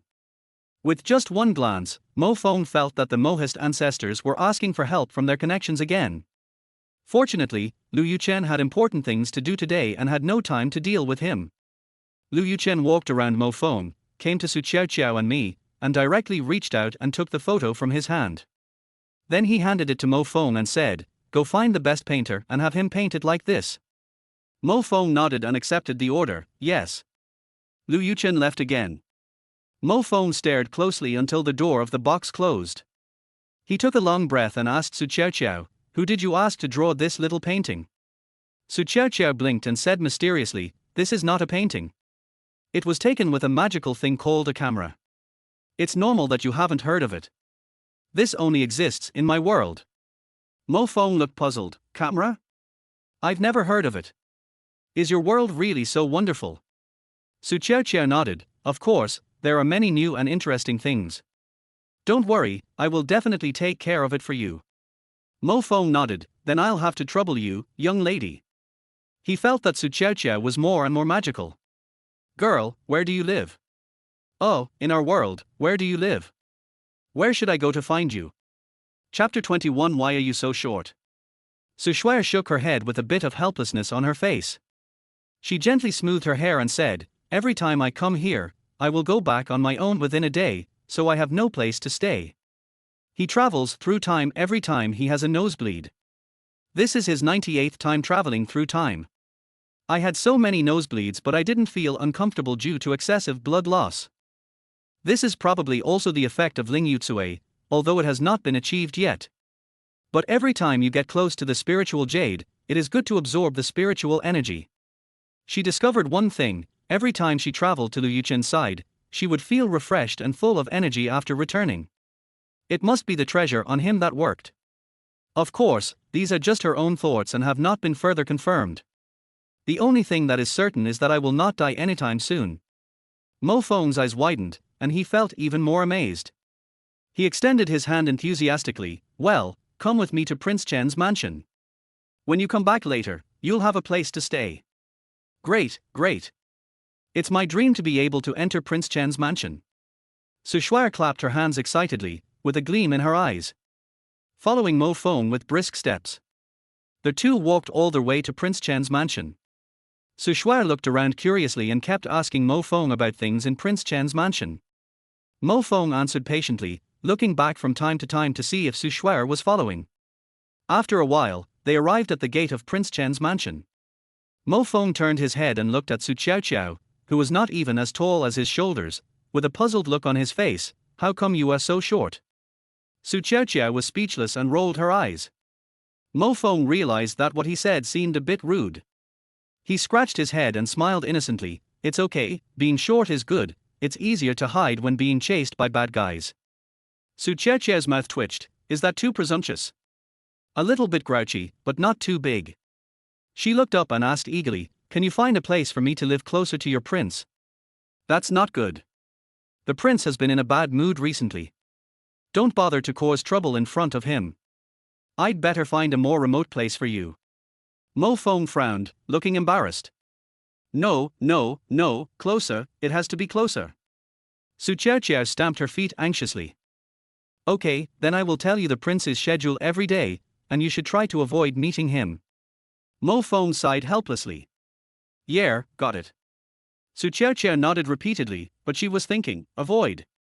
I won't avoid it, I want to absorb spiritual energy. Mo Fong had just settled Su Qiaoqiao down when her nose felt hot and a warm current surged out again. She thought to herself that this was terrible. How can I stop bleeding from the nose?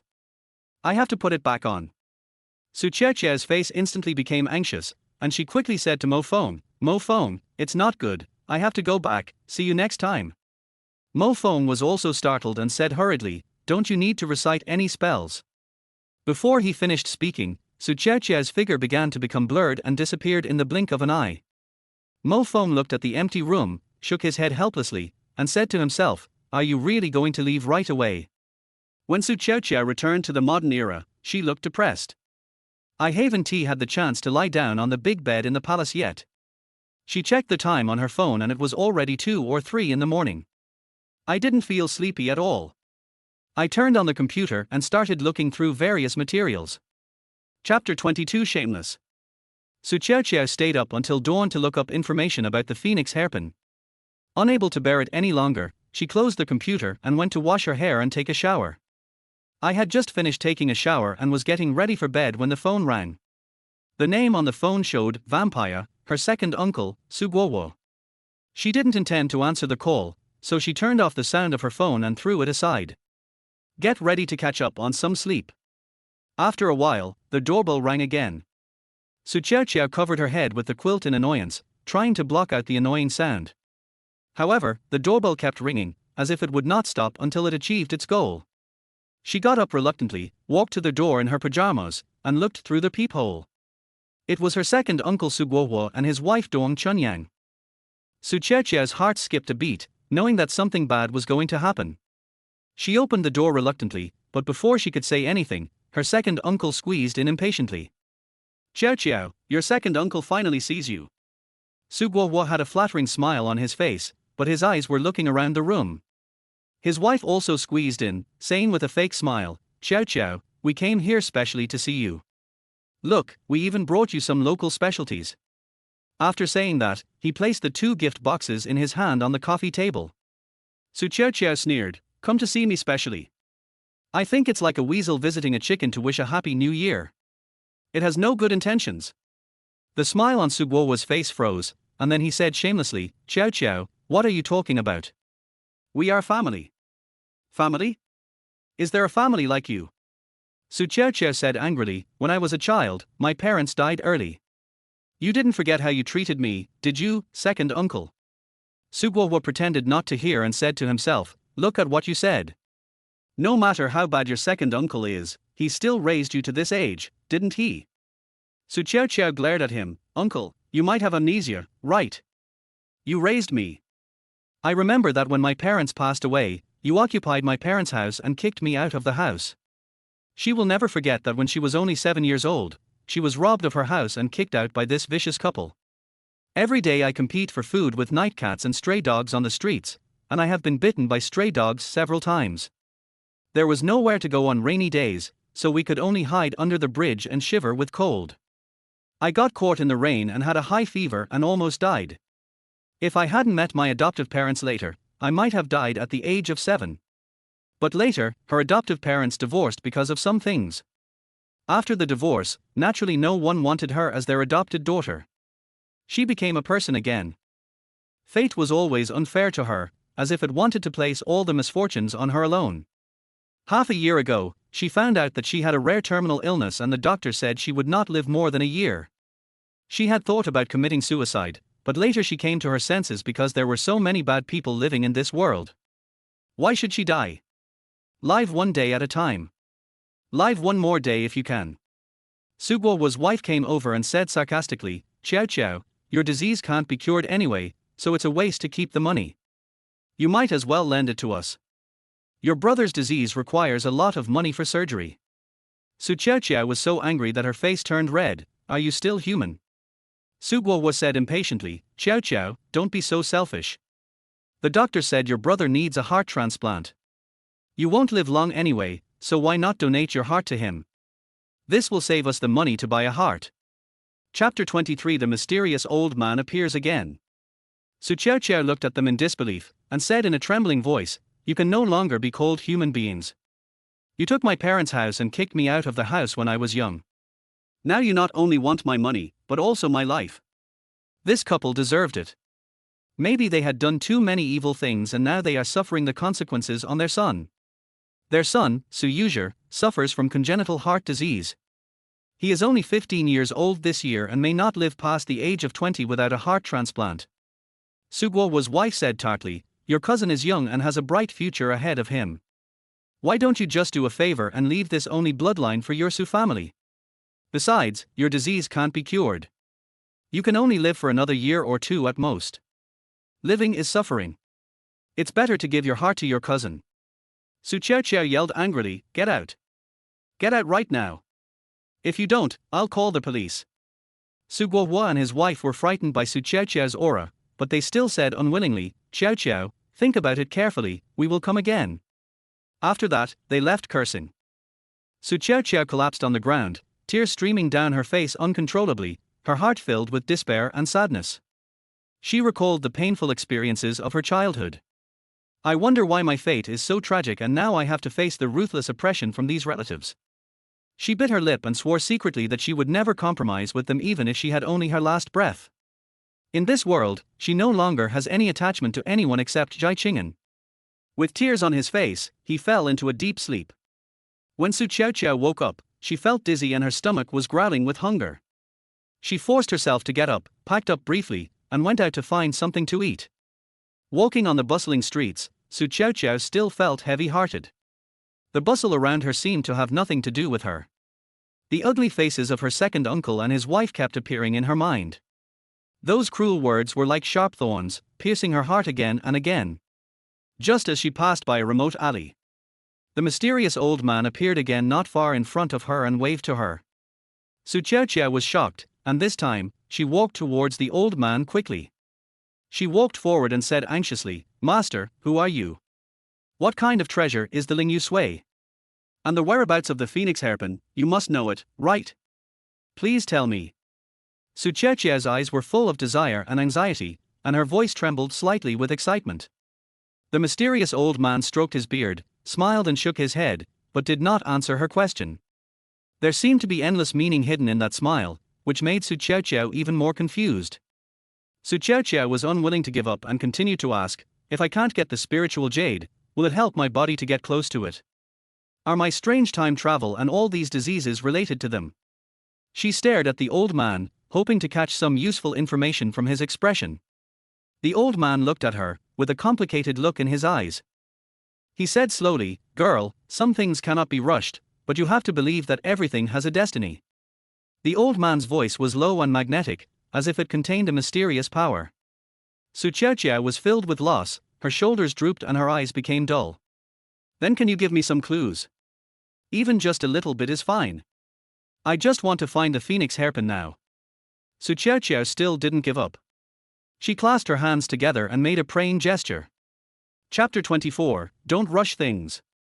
The old man was silent for a moment, with a trace of pity in his eyes, and said, "The phoenix hairpin is a thing passed down from generation to generation in the Chunyu family. It contains countless secrets.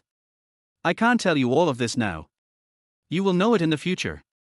I can only tell you now that the phoenix hairpin can only be found in this time and space." The old man was silent for a moment and then continued, "Just as you thought, girl, the spiritual jade can extend your life. Even if you can't possess it, as long as you get close to it, you can absorb its spiritual energy and eliminate the disease in your body. But there is no way that Lu Yuchen would give me the spiritual jade marrow," Su Qiaoqiao said excitedly. The old man said slowly, "Just follow your heart and let nature take its course. Nothing can be rushed." After saying this, the old man smiled meaningfully, turned around and left. His figure gradually blurred in the dim light and disappeared into the night. Su Qiaoqiao stood there, looking at the direction the old man left, and fell into deep thought. She didn't understand what the old man meant. What does it mean to follow your heart? What does it mean to let nature take its course? She just felt that all this was too mysterious and made her feel extremely confused. But she also knew that no matter how much she worried, it would be useless. She took a deep breath and told herself that no matter what, she must survive. Only by living can there be hope and everything is possible. Su Qiaoqiao raised her head, looked at the stars in the sky, and the flame of hope rekindled in her heart. She turned and left the alley, deciding to fill her stomach first before making further plans. She left the alley with heavy steps and found a small noodle shop, which was filled with steaming hot steam and rich aroma of noodles. She found an empty seat and sat down. Soon, a bowl of steaming noodles was placed in front of her. She picked up the chopsticks and ate in big mouthfuls, each bite coming with determination, as if she wanted to swallow all the grievances and unwillingness. After filling her stomach, Su Qiaoqiao's strength recovered a little. She walked slowly back to her residence. As soon as he entered the room, he went straight to the desk. She sat on the chair, breathing slightly, then took out a pen and paper and began to carefully record her conversation with the mysterious old man. The pen tip rustled on the paper, as if every word was the key clue to solving the mystery. "The phoenix hairpin can only be found in this time and space, but this area is too large. Where should I start?" Su Qiaoqiao muttered to herself, frowning, and fell into deep thought. After a long time, I still had no idea, and a feeling of fatigue came over me like a tide. She leaned weakly against the chair and closed her eyes gently. Lu Yuchen's stern face involuntarily appeared in my mind. Lu Yuchen, why does he get angry and crazy when the word Ling Yutsue is mentioned?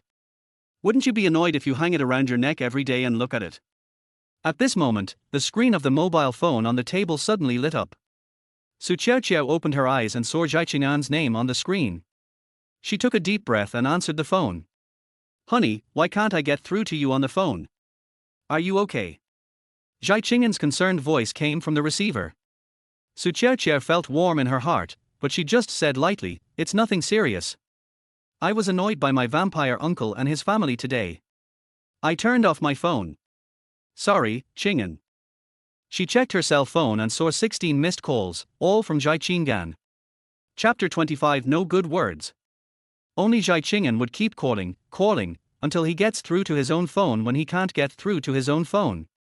Zhai Qing'an said angrily, "Is that vampire here to ask for money again?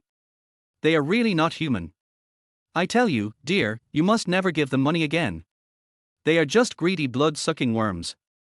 I didn't give it to them. Don't worry, I won't give them money anymore." Su Qiaoqiao replied. She wanted to tell her that they not only wanted her money, but also her life. "Well, you did the right thing. Take good care of yourself. I'll call you tomorrow. Bye." "Okay, bye." After hanging up the phone, Su Qiaoqiao sighed deeply. "It's really annoying. I might as well go to North Vietnam. Although Yuchen is very fierce and dangerous, at least he is pleasing to the eye. Throughout history, there is no woman who doesn't love that color." Thinking about this in my mind, I seemed to be able to sense it. Suddenly I felt my nose getting hot and the familiar nosebleed symptoms appeared. In a flash, she traveled back to ancient times. Yuchen was soaking in the hot spring in the palace with his eyes closed. The warm water soothed his tired body and mind. Su Qiaoqiao fell from the sky without any warning and landed in the hot spring with a splash, creating a large amount of water. The water splashed onto Yuchen's face, causing him to open his eyes instantly, his expression becoming extremely ugly. Su Qiaoqiao struggled in the water and finally stood firm, looking into Yuchen's eyes. At this moment, she remembered the scene when she kissed Yuchen and ran away when they first met. Yuchen's face was gloomy and dark, like a dark cloud covering a city, and he shouted angrily, "It's you again." These days, he was beginning to doubt his life because of her sudden appearance and disappearance at any time. She might suddenly appear anywhere and in any occasion. Even when going to the toilet, she would suddenly appear beside him. "It makes me feel like I'm being monitored all the time, with no privacy at all." Su Qiaoqiao smiled awkwardly and tried to explain, "Your Majesty, this is really an accident. I didn't want it to happen." Yuchen gritted his teeth. "Accident? Why do you always appear before me unexpectedly? What is your intention?" "No, Your Majesty, I sometimes fall somewhere else. Recently, I don't know what happened, but every time I fall in front of you." Yuchen narrowed his eyes and stretched out his hand to grab her neck, but this time, he didn't strangle her to death as hard as before. "Do you know what kind of person I am?" Su Qiaoqiao pouts and says loudly, "I know. He is the 7th son of the monarch of the northern Yu kingdom. He was crowned king at the age of 15 and is called King Chen. He is eccentric by nature and extremely cruel in his behavior. He is vicious and cruel, thoughtful and deep, and his methods are sinister. In order to consolidate his position, he does not hesitate to frame loyal people and eliminate dissidents. He is a crazy existence, ruthless, desireless." As she was talking, Su Qiaoqiao felt something was wrong. These are all the descriptions of His Royal Highness Prince Chen from the people that she collected during her 101 time travels. Why does it seem like there isn't a single nice word? She blinked and looked at Yuchen. So what? There was a smile on the originally gloomy face. Just that smile. I saw him tilting his head slightly with the corner of his mouth raised. The smile was vague, but it revealed a creepy danger, as if in his eyes, the whole world revolved around only one person. Su Qiaoqiao secretly groaned in her heart and tried to run to the shore. Yuchen reached out and grabbed her, his eyes gentle. "You know what kind of person I am, why do you still dare to do this?" Su Qiaoqiao was caught by him and couldn't move. The hot steam from the hot spring made her face even hotter. She didn't know what to do. Chapter 26. Two-colored jadeite. At this moment, Yuchen suddenly felt a burning sensation in his body and thought to himself that someone must have put aphrodisiac in the hot spring water. His breathing became rapid and his eyes became blurry. Su Qiaoqiao noticed his abnormality and was shocked. "Yuchen, what's wrong with you?" Yuchen tried his best to restrain himself, veins bulging on his forehead. "Get out!" Yuchen roared, his voice filled with anger and murderous intent. However, Su Qiaoqiao did not leave. "Yuchen, what's wrong with you?" Su Qiaoqiao noticed that something was wrong with him. Although she was afraid, she really wanted to help him.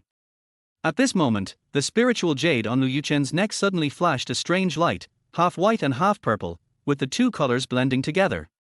Su Qiaoqiao lowered her head and stared at the spiritual jadeite on his neck. Lu Yuchen also noticed it. He looked down at the light on his neck, then his eyes widened with anger and glared at Su Qiaoqiao fiercely. "If you don't leave, I will kill you."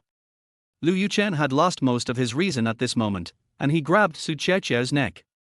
Su Qiaoqiao had difficulty breathing and her face turned red, but her eyes were still fixed on the two colors blending on his chest. Lu Yuchen was in extreme torment. With strong willpower, he suppressed the effects of the drugs. He let go of his hands tiredly, slumped down beside the hot spring, and gasped heavily. Su Qiaoqiao coughed, took deep breaths of fresh air, and her tears kept flowing. Lu Yuchen looked at Su Qiaoqiao, a complex emotion flashed in his eyes, but he quickly returned to his indifference. "Don't mention what happened today to anyone, otherwise I will take your life." Su Qiaoqiao bit her lip and nodded. Lu Yuchen stood up, took off his bathrobe, and changed into clean clothes. During the whole process, he did not avoid Su Qiaoqiao. Su Qiaoqiao covered her eyes and screamed, "Lu Yuchen, I am a girl after all, how can you change clothes like this in front of me?" In fact, she wanted to see it in her heart, so she quietly looked at Lu Yuchen's abdominal muscles through the gaps between her fingers. Lu Yuchen has a tall figure, broad shoulders and a narrow waist, his proportions are perfect. The solid chest is full of strength, and every muscle has clear lines, as if carefully carved. The abdomen is tight, the mermaid line is faintly visible, and every move exudes a charming aura. I can't watch it. I'll get drunk if I watch it again. She forced herself not to peek, but Lu Yuchen, who had put on his clothes, strode forward, bent down, reached out and pulled away her hands that were covering her face. He looked down at her, his thin lips curled into a wicked smile, and asked half-jokingly, "Why? You appear in front of me time and time again, isn't it just for this? What are you pretending for now?" After saying that, Lu Yuchen opened the collar of his shirt, revealing a large area of his strong chest, his eyes filled with provocation and contempt. "Come, take a good look. Do you like my body?" Lu Yuchen said in a teasing tone. Su Qiaoqiao's face instantly turned red, and she shouted in shame and anger, "Lu Yuchen, you are shameless." Lu Yuchen laughed even more wantonly, "Har har tilde, you approached me several times, even followed me to the toilet and bathed. Now you think I am shameless?" Su Qiaoqiao bit her lip, tears in her eyes, and said angrily, "I have said it, it was an accident, it is not something I can control." Lu Yuchen looked at her aggrieved expression and felt a sense of relief in his heart. Chapter 27, Thinking about the kiss just now. I was fooled by her every time, but today I finally got the upper hand. He stretched out his hands and pinched her fair neck, then put his face close to hers, and his warm breath sprayed on her face. "Are you satisfied with my appearance and body?" His voice was low and magnetic, but there was a hint of amusement in his eyes. Su Qiaoqiao's heartbeat suddenly accelerated, and she didn't know whether it was because of fear or something else. Lu Yuchen tightened his fingers slightly, a wicked smile appeared on the corner of his mouth, his face was less than an inch away from hers, and he kissed her cheek lightly. Su Qiaoqiao was already standing in the hot spring, and he was strangling her and molesting her. She tried to break free, but he held her tightly.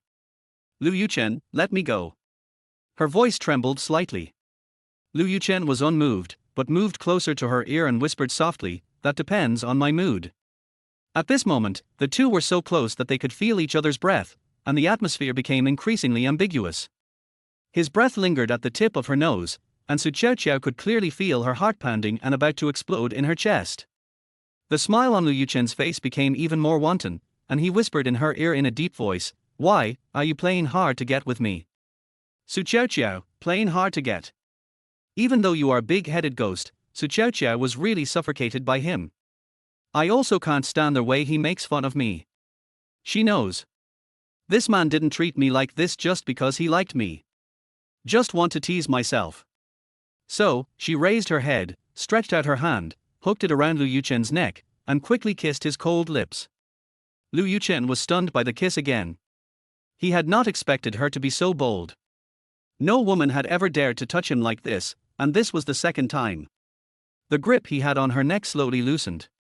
The spiritual jadeite on the neck once again emitted a strange light with two colors blended together. Su Qiaoqiao didn't stay on his lips for long, and left immediately after touching them. Then he looked at Lu Yuchen with a triumphant look and said, I am very satisfied with your appearance and figure, Your Majesty.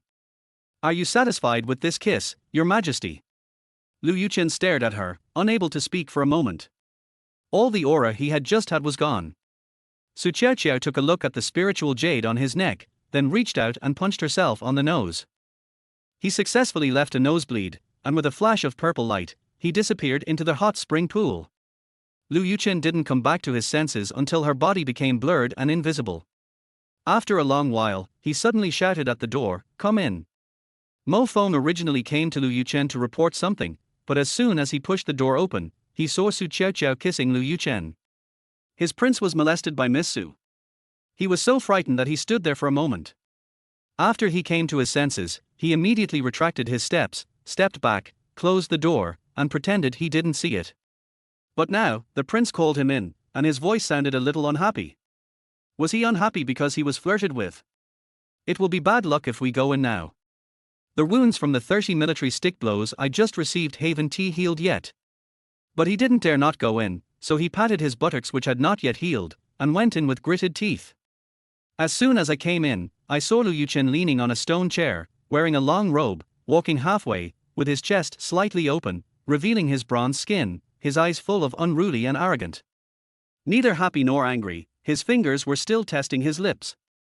Oh! Is your Majesty thinking about that kiss just now? Obviously. Chapter 28 Cursing Mr. Zhao. Mo Feng wondered whether the prince was happy or unhappy at this moment. Are you speechless? Do you want me to beg you to speak? Lu Yuchen looked at him calmly. Mo Feng's scalp tingled and he realized that his master was unhappy at the moment. Are you upset about being flirted with? Good God, Miss Su left as soon as she said she would, and now her master is targeting me. Master, the Qiaoqiao mansion burned all night last night. Do you want to go over and check the situation today? Well, let's go take a look. Lu Yuchen said slowly, then stood up and called out, Chang'an. Chang'an came over upon hearing the noise and asked respectfully, My lord, what do you want me to do? Lu Yuchen's eyes were sinister, and he said coldly, Prepare the horses and go to Lord Zhao's house. Mo Feng and Chang'an quickly got ready, and the group rushed towards Lord Zhao's house in a mighty manner. When they arrived, the Zhao mansion was on fire and Qiaoqiao was walking around in front of the mansion in panic. Seeing Lu Yuchen, Qiaoqiao immediately cursed, Lu Yuchen, you sinister villain, you must have sent someone to set the fire. Lu Yuchen turned a deaf ear and walked straight forward. Mo Feng drew his sword and prepared to step forward, but Lu Yuchen stopped him. Qiaoqiao's scolding became more and more intense, but Lu Yuchen remained unmoved. Instead, he smiled gently and said to Qiaoqiao, You can come closer and curse. I can't hear it clearly. Qiaoqiao didn't dare to move forward, as he knew very well that if he dared to get close and attack, his black armored guards would chop him into pieces. He continued to curse while standing there, but his momentum was not as strong as before. Lu Yuchen, you are despicable and shameless. You set fire to my house because you couldn't find any evidence. Seeing that Qiaoqiao didn't move forward, Lu Yuchen had no choice but to move forward. He took a few steps forward. Lu Yuchen moved forward, and Qiaoqiao was so scared that he immediately stepped back. He knew what kind of person Lu Yuchen was. Today, all his family fortunes were burned down and he was extremely angry. Lu Yuchen looked at Qiaoqiao indifferently and said slowly, Master Zhao, I did not start the fire. My black armor guards are here to help you put out the fire. Lord Zhao was furious, Stop pretending to be nice here. Your black armored guards are clearly here to confiscate our property and look for your so-called evidence. I must report this to the Lord and let him make the decision for me. Lu Yuchen smiled slightly. Why do you say that, Lord Zhao? What evidence do I want to find from you? Is it these account books? After saying that, Lu Yuchen waved his hand, and a black armored guard stepped forward, took out an account book and put it in Lu Yuchen's hand. Lu Yuchen slowly flipped through the account book in his hand. Qiaoqiao panicked and tried to rush forward to grab it, but was held down by Lu Yuchen's men. He was also confused. Wasn't this account book destroyed long ago? Why did it appear in Lu Yuchen's hands? He saw it being destroyed with his own eyes, so the one in Lu Yuchen's hand must be fake. He is framing someone. Lu Yuchen, you frame someone and you will not have a good death. You will be punished by God. Zhao Dezhou roared at the top of his lungs. Lu Yuchen ignored his yelling and said with a smile, Har har tilde, I am framing you today, what can you do to me? After saying that, he turned the account book in his hand over to Zhao Dezhou to tell him that the account book was fake. But he definitely has the ability to make this account book real and prove his guilt. Lord Zhao was furious and roared, Lu Yuchen, you have no evidence, don't even think about framing me. Chapter 29 Crazy Laughter. Lu Yuchen raised the corner of his mouth, revealing a strange smile, and nodded, well, I really don't have any evidence, but you know whether I have framed you or not. Zhao Dezhou's eyes widened with anger, almost spitting fire, Lu Yuchen, you are so confused, the Lord will never let you go. Lu Yuchen sneered and slowly approached Zhao Dezhou. His voice was gentle but chilling, Master Zhao, don't be so excited. It's not good to get sick from anger. After all, our Beiyue prison is not a good place where anyone can stay. If you can't hold on, it would be bad to die in prison. The corner of his mouth curled up into a seemingly gentle smile, but his eyes were as cold as an ice cave. After that, Lu Yuchen handed the account book to Mo Feng, his tone still gentle, take this thing back, but keep it carefully. Mo Feng obeyed the order and stuffed the account book into his arms. Lu Yuchen looked at Zhao Dezhou again and said in a lover's whisper, Master Zhao, don't be afraid. Everything will be over soon. You and your family can go to prison and scold me. Zhao Dezhou struggled to break free, but in vain, Lu Yuchen, you will be punished. You framed me, I want to see how you explain to the emperor, how you explain to the world. Lu Yuchen raised his head and laughed. His laughter was gentle but creepy. Retribution. Accountability? Har ha har ha, I only need to account to myself for what I do. At this time, one of Lu Yuchen's men hurried over and whispered something in his ear. Lu Yuchen's expression changed slightly, then returned to his gentle yet cruel expression. Lord Zhao, let's stop here for today. I have important matters to attend to. After Lu Yuchen said this, he turned around and left with the black armored guards. Zhao Dezhou looked at their receding backs, his heart filled with despair and anger. He knew that the account book in Lu Yuchen's hand was forged by him, but he had no way to do anything about it. I couldn't beat him and I was so angry that my teeth were itching. Back in the palace, Lu Yuchen sat in the study, tapping his fingers lightly on the table. With a gentle smile on his face, Changan stood aside, shuddering at the sight of his master's smile. Everyone who follows Lu Yuchen knows that if he laughs like this, a large number of officials in the court will fall down and rivers of blood will flow. On the other side, Qiaoqiao hit her nose and bled, and traveled back to the modern era. In order to avoid being penetrated, I quickly found some paper to plug my nose to stop the bleeding. After being teased by Lu Yuchen like that, my heart couldn't calm down for a long time. The more I think about it, the more unconvinced I become. The phone on the bedside table made a beep. Qiaoqiao thought it was a spam message and didn't pay any attention to it. The nosebleed stopped and she was hungry, so she cooked herself a bowl of high-quality instant noodles with ham and eggs. While waiting for instant noodles, I was bored, so I picked up my phone to play with it. I found a spam message and clicked on it out of boredom. When I went in, I saw an invitation letter for an ancient cultural relics exhibition sent from an unfamiliar number. She looked at the address and found that it was also in the same city, in Huaqing district, not far away. She thought it was nothing to do, so she went to take a look. Maybe we can find some clues about the Lingyu Kukui and the Phoenix hairpin. At worst, you might even run into that mysterious old man. She called Zhai Qing'an, Qing'an, are you free next Wednesday morning?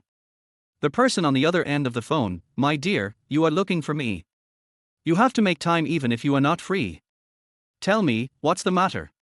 Qiaoqiao smiled and said, come with me to a place. Chapter 30 Surprise Discovery. Okay. Zhai Qing'an agreed readily. In the next few days, Qiaoqiao would travel back in time from time to time. Every time she traveled through time, Mo Feng accompanied her to familiarize herself with the environment of the palace and told her some of Lu Yuchen's living habits. When she was not free, she would ask a young man named Mo Ji to take care of him. Mo Ji is Mo Feng's eldest nephew. She didn't run into Lu Yuchen during these few days of traveling back in time, or maybe Mo Feng cleverly helped her avoid Lu Yuchen. Soon it was Wednesday, the Cultural Relics exhibition. It was a sunny day, and Qiaoqiao made an appointment with her best friend Zhai Qing'an to go to the Cultural Relics exhibition together. People come and go in the exhibition hall, and various precious cultural relics exude the charm of time in the carefully arranged display cabinets.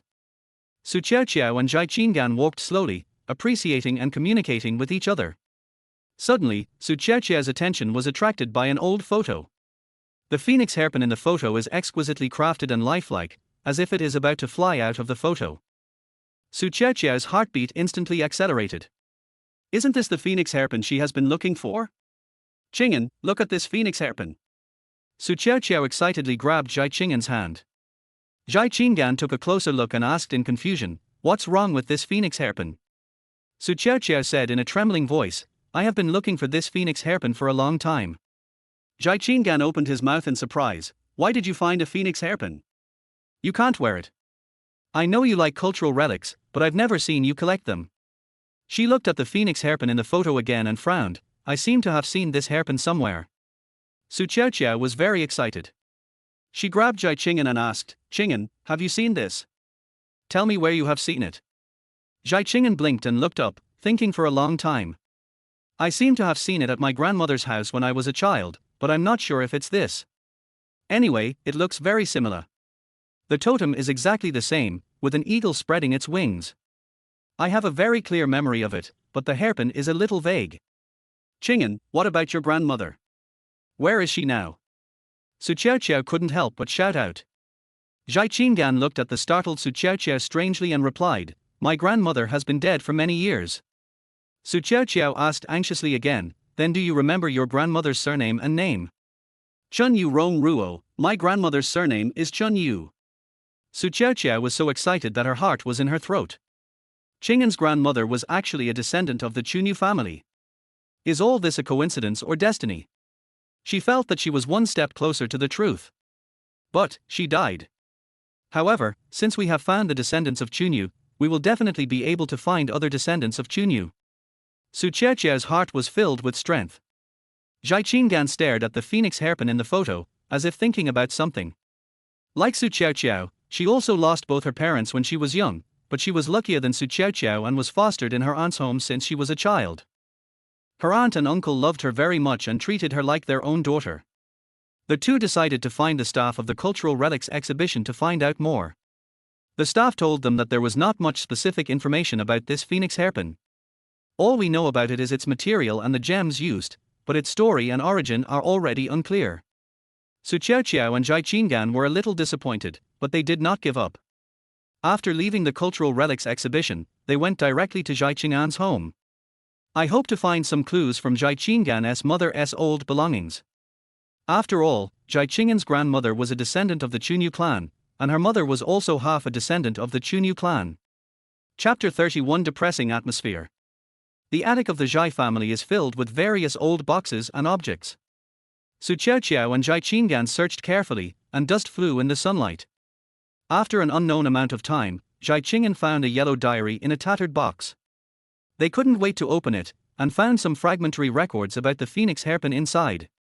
It seems that this phoenix hairpin was once a family heirloom of the Chunyu family. But it is also an ominous thing. The specific method is unclear and not explained. The clue was broken again. Su Qiaoqiao returned to her apartment, cooked herself a bowl of noodles, and her stomach was growling with hunger.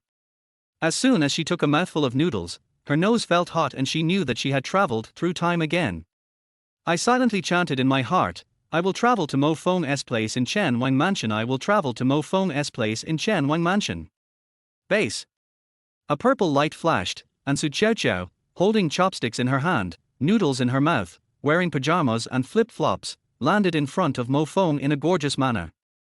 But she seemed to have forgotten that Mo Feng was the commander of Lu Yuchen's black armored guards and also Lu Yuchen's close bodyguard. When not on a mission, he basically follows Lu Yuchen closely. Lu Yuchen and his companions had just returned from the Supreme Court to check Zhao Dezhou's files when they were blocked by Su Qiaoqiao, who suddenly appeared. It also scared Lu Yuchen's horse. Lu Yuchen's horse was frightened and raised its front hooves high, and its neighing cut through the air. He finally calmed the horse down, his face gloomy. He looked at Su Qiaoqiao coldly, and said, "It's you again." Su Qiaoqiao hadn't swallowed the noodles in her mouth yet. Seeing him so indifferent, she felt aggrieved, but still said anxiously, "My lord, I don't want to either." She tried frantically to swallow the noodles in her mouth, looking a little embarrassed. Mo Feng was watching from the side and quickly chimed in, Your Highness, Miss Su's sudden appearance probably means she is out of control. Lu Yuchen glanced at Mo Feng with cold eyes and said nothing. Su Qiaoqiao didn't care about anything else, and hurriedly took a few steps forward and said, Your Highness, I have been looking for the whereabouts of the phoenix hairpin these days, and I have found some clues. Lu Yuchen still looked indifferent, and only uttered one word, Speak. Su Qiaoqiao hurriedly explained, There are too many people here to talk about it, so it's not convenient to explain in detail. Let's talk about it when we get back to the mansion, Your Majesty.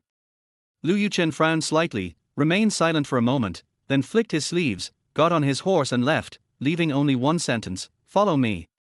Su Qiaoqiao had no choice but to hurriedly catch up with Mo Feng. Along the way, Lu Yuchen said nothing, riding his horse in front, with an upright posture but exuding a cold aura that made it difficult for people to approach him. Su Qiaoqiao followed behind, feeling uneasy, wondering what Lu Yuchen was thinking. Mo Feng also looked nervous and didn't dare to breathe. The black armored guards around were very cautious, and the only sound they could hear was the sound of horses' hooves and people's footsteps. Su Qiaoqiao looked up at Lu Yuchen's back from time to time. The sunlight shines on them, but it cannot dispel the depressing atmosphere. Arriving at the palace, Lu Yuchen dismounted and walked straight into the study, followed closely by Su Qiaoqiao and Mo Feng. Lu Yuchen sat at the desk, crossed his arms, looked at Su Qiaoqiao coldly, and said, Go ahead. Su Qiaoqiao cleared her throat and said, Your Highness, I got the news this time. The phoenix hairpin is an ominous object, but it also contains great power. I also found the descendants of Chunyu family. Lu Yuchen frowned slightly but still said nothing. Chapter 32, Scoring Twice. Su Qiaoqiao continued, Also, I have made a major discovery. This phoenix hairpin actually belonged to my best friend's grandmother. Lu Yuchen snorted coldly, What on earth do you want to say? Where is the phoenix hairpin? Su Qiaoqiao said anxiously, My lord, I know you can't understand all this, but what I said is true. Talking at cross purposes. I have used up so much manpower, material resources and financial resources, and searched for 7 years, but still haven't found it. Since you are naive enough to put your hopes on this crazy woman. I am crazy too. Lu Yuchen was silent for a moment, then said, Get out of here before I kill you. Su Qiaoqiao widened her eyes, My lord, please believe me. Lu Yuchen's eyes turned cold, Why don't you get out? Mo Feng tugged at Su Qiaoqiao's furry home clothes, signaling him to leave first. The material of this dress is really interesting and feels really soft. Su Qiaoqiao had no choice but to leave the study with Mo Feng. After leaving Lu Yuchen's study, Mo Feng took Su Qiaoqiao to her residence, Lan Yuan. Although, she had never lived in this place for a single day. But here are all the daily necessities that Mo Feng prepared for her. We also prepared several sets of the most popular clothing and jewelry in the capital of North Vietnam. As soon as Su Qiaoqiao walked into the room, she was dazzled by the dazzling array of items in front of her. The various colorful silk clothes and exquisite and gorgeous jewelry made her as excited as a child. She couldn't wait to start choosing. She picked up this dress to try it out, and then put on that piece of jewelry to look at herself in the bronze mirror, muttering to herself, This one looks good, that one is also good, but this bronze mirror is too blurry. She decided that she would bring a large mirror with her. After some trouble and calling 2 maids to serve her, Su Qiaoqiao was finally dressed. She chose a pink silk dress with delicate flowers embroidered on the hem, paired with a pair of emerald green earrings. She combed her hair into an elegant bun and inserted a golden hairpin, making her look bright and charming. When she walked out of the room, she happened to meet Lu Yuchen. Lu Yuchen had a cold expression on his face at first, but the moment he saw Su Qiaoqiao, a hint of surprise flashed in his eyes. At this moment, the spiritual jade on his neck also emitted a 2-color blended light. He himself didn't notice it, but Su Qiaoqiao saw it clearly. She counted, and this was the 3rd time she saw the spiritual jadeite emitting a strange light. But soon, Lu Yuchen returned to his cold look. But his eyes unconsciously stayed on Su Qiaoqiao for a moment longer. When Su Qiaoqiao saw Lu Yuchen, she was looking forward to his praise. But Lu Yuchen just snorted and turned to leave. Su Qiaoqiao was not happy about this. She quickly took a few steps to block Lu Yuchen and said, My lord, don't I look good dressed like this? Lu Yuchen turned his head away, not looking at her, and said coldly, A little short. Then he turned away. Scored twice. Su Qiaoqiao. Okay, she admitted that being short is her weakness, but could you please not open it up so close to her face every time? Mo Fong couldn't help but burst out laughing. On this point, he and the prince share the same agreement. Su Qiaoqiao didn't dare to glare at Lu Yuchen, she glared at Mo Fong fiercely. Mo Fong held back his laughter and consoled her, Qiaoqiao, don't be angry. Being short also has its advantages. For example, it can save fabric when making clothes. The tailor said that he saved a lot of fabric when making these clothes for you. Chapter 33, Really Short. After saying this, Su Qiaoqiao's face turned even redder. She stepped hard on Mo Fong's foot and glared at him. Then he returned to Lan Yuan angrily. Mo Fong was left alone, howling in the place. There are two maids in Lan Yuan, one named Jinjia and the other named Qiaoqiao. They were found by Mo Fong to serve Su Qiaoqiao. This was also tacitly approved by Lu Yuchen. Before, there were no maids in the palace except for a few cooks. All the servants were hired to serve us. Lu Yuchen likes quietness, so he only keeps Chang'an by his side. It is rumored that he is not interested in women, so there is not even a single woman in the palace. In the palace, there is basically no one of the opposite sex who can get close to him. Su Qiaoqiao was purely an accident. Still a very short accident. Su Qiaoqiao returned to the Lan courtyard angrily and sat down on the bed, muttering, "You said I was short. Humph, you are taller. If the sky falls, you will be crushed to death first." The more she thought about it, the angrier she became. She stood up and paced back and forth in the room. What's wrong with me being short? What's concentrated is the essence. As she muttered to herself, she thought of the strange light emitted by the spiritual jade on Lu Yuchen's neck. What is going on with that light? Why does it glow sometimes and not sometimes? Just as I was thinking deeply, Jinjia walked in with a plate of exquisite snacks. "Girl, eat something to calm down," Jinjia said with a smile. Su Qiaoqiao glanced at the snacks, then looked at Jinjia, then walked over to her and compared.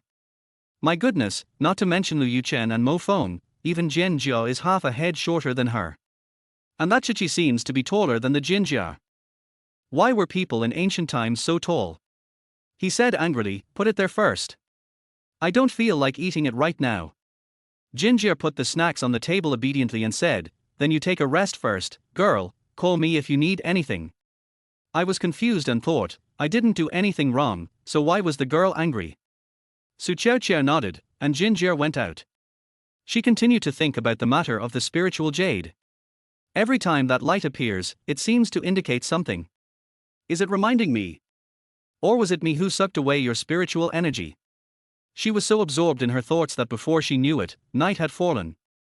The wind was blowing outside the window, and Su Qiaoqiao couldn't help but shiver. She stood up and was about to close the window, but suddenly heard a strange noise coming from outside. Su Qiaoqiao couldn't help but feel nervous. She walked carefully to the window and looked out through the gap. She saw a dark shadow flash across the yard and was startled, almost screaming. Is there an assassin? Su Qiaoqiao wondered in her heart, who is Lu Yuchen? The guards in this palace must be impeccable, how could an assassin get in? But there was indeed a dark shadow. She didn't care about anything else and ran out in a hurry. Along the way, her heart was in her throat. He was afraid that the dark shadow would suddenly appear and attack him. After finally arriving at Lu Yuchen's door, Su Qiaoqiao was about to knock when the door suddenly opened. Lu Yuchen stood at the door with a stern face. Seeing Su Qiaoqiao's panic, his brows slightly frowned. What are you doing here so late? Lu Yuchen's voice was cold. Su Qiaoqiao panted and said, My lord, I saw a dark shadow flashing in the yard. It might be dangerous. Lu Yuchen's eyes flashed, and he immediately ordered the guards around him to check. After a while, the guard came back to report that nothing unusual was found. Chapter 34 A Footprint. Lu Yuchen looked at Su Qiaoqiao with a hint of suspicion in his eyes. Su Qiaoqiao explained anxiously, Your Majesty, I really saw it, it's absolutely true. Lu Yuchen was silent for a moment, then said, You go back first, I will send people to strengthen the guard. Su Qiaoqiao had no choice but to turn around and leave.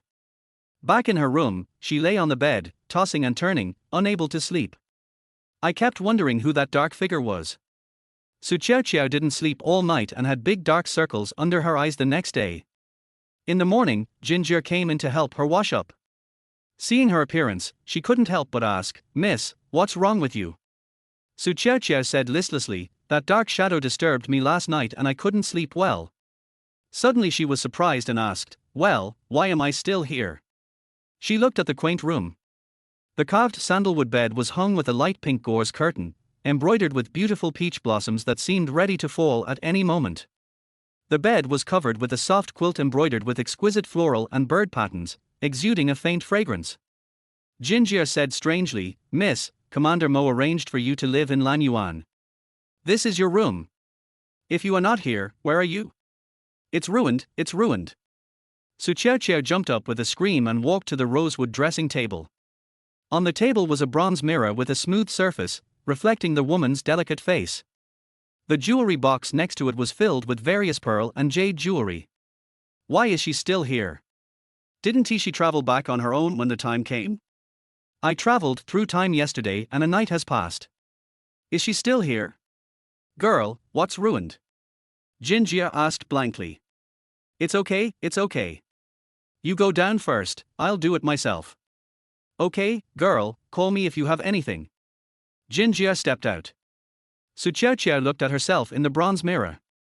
This time travel is just like my own period, becoming more and more irregular.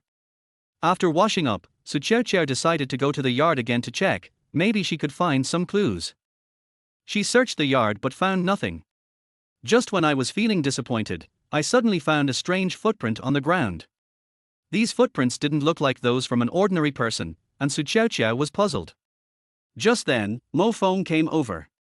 "Qiaoqiao, good morning, what are you doing here?" Mo Feng asked. Su Qiaoqiao pointed to the footprints on the ground and said, "Mo Feng, look at this." Mo Feng squatted down and took a closer look, his expression becoming serious. These footprints seem to be left by someone who practices martial arts, and his skills are quite powerful. Mo Feng said. Su Qiaoqiao frowned, "I'm afraid it's coming for your prince." Mo Feng stood up and said, "We must tell the prince about this as soon as possible." The two of them went to Lu Yuchen's study together and told him about the footprints. Lu Yuchen, however, was calm and collected, with the corners of his lips raised, and said slowly, "It seems that there are uninvited guests in the palace. Give orders to strengthen the security of the warehouse." He seemed to know who had been here and what his purpose was. Su Qiaoqiao looked at Lu Yuchen's calm expression and couldn't help asking, "Prince, do you know who that shadow was last night?" Lu Yuchen glanced at her and did not answer. He just waved his hand to signal them to leave. Mo Feng and Su Qiaoqiao left the study. As soon as I walked out of the study, I saw Mo Ji coming up to me. "Sister, you are here again." Before, when Mo Feng was not available, when Su Qiaoqiao traveled through time, he would ask his eldest nephew Mo Gadai to help take care of her. Chapter 35 Young General. Su Qiaoqiao saw Mo Ji smiling and reached out to touch his head and asked, "What have you been doing so tired?" Mo Ji is 14 years old and can already follow Lu Yuchen into the battlefield to kill the enemy. He is smart, skilled in martial arts, and familiar with Mohist mechanical techniques. He is the youngest young general under Lu Yuchen. He had helped Lu Yuchen improve the crossbow cart, invented the flying rope that could change shape, and the telescopic overlord spear that could break formations. These made great contributions to Lu Yuchen's marching and fighting. Like Mo Feng, they are both descendants of the Mohist school. Mo Feng is different from him. He has no interest in mechanical things. He put all his attention on Lu Yuchen and put protecting Lu Yuchen's safety first. Before Su Qiaoqiao's hand touched Mo Ji's head, Mo Ji turned to the side. He shouted in the voice that was unique to a teenager during his voice change period, "Sister, my mother said that a man's head cannot be touched casually, only his future wife can touch it." Su Qiaoqiao smiled, "You are just a child who is still wet behind the ears and still in the voice change period, and you are a man. I want to touch you, look at my head patting killer." As she spoke, Su Qiaoqiao stretched out her hand towards Mo Ji's head with her teeth bared. Unexpectedly, Mo Ji scored 3 times. While running away, he shouted, "You still say I'm small, look at you, you're so short, even smaller than me." Su Qiaoqiao's defense is broken.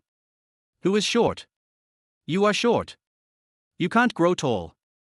You won't be able to find a wife when you grow up. You will be single all your life. No one will want you. She continued to chase Mo Ji. Mo Ji retorted, "If you can't find a wife, just bear with it and marry someone as short as you. Okay, can I touch your head now? Su Qiaoqiao continued jokingly. Unexpectedly, Lu Yuchen suddenly appeared behind Su Qiaoqiao. His face was gloomy, and he looked coldly at the two people fighting in front of him, especially Su Qiaoqiao's cheerful appearance, with an unknown anger welling up in his heart. Do you think my palace is a place for you to play around? Lu Yuchen shouted angrily. Su Qiaoqiao and Mo Ji stopped instantly and remained silent. Lu Yuchen walked up to Su Qiaoqiao and said sarcastically, "Why are you so familiar with everyone?" Su Qiaoqiao was stunned and didn't know how to respond. Lu Yuchen turned to look at Mo Ji and said sternly, "Mo Ji, you are a general, but you are so playful. Go to the training ground and run 50 laps with weights." Mo Ji lowered his head and accepted the punishment. "Yes, Your Majesty." Then, Lu Yuchen glared at Mo Feng again, "And you, for failing to supervise properly, you will be punished together." Mo Feng looked aggrieved. "My lord." Lu Yuchen didn't allow him to explain. "If you say one more word, the punishment will be doubled." Seeing this, Su Qiaoqiao hurriedly said, "Your Majesty, we just said a few more words, how could you do this?" Lu Yuchen snorted coldly, "If you still want to stay in the palace, shut up." After that, he turned away. Su Qiaoqiao looked at his back, feeling a little guilty.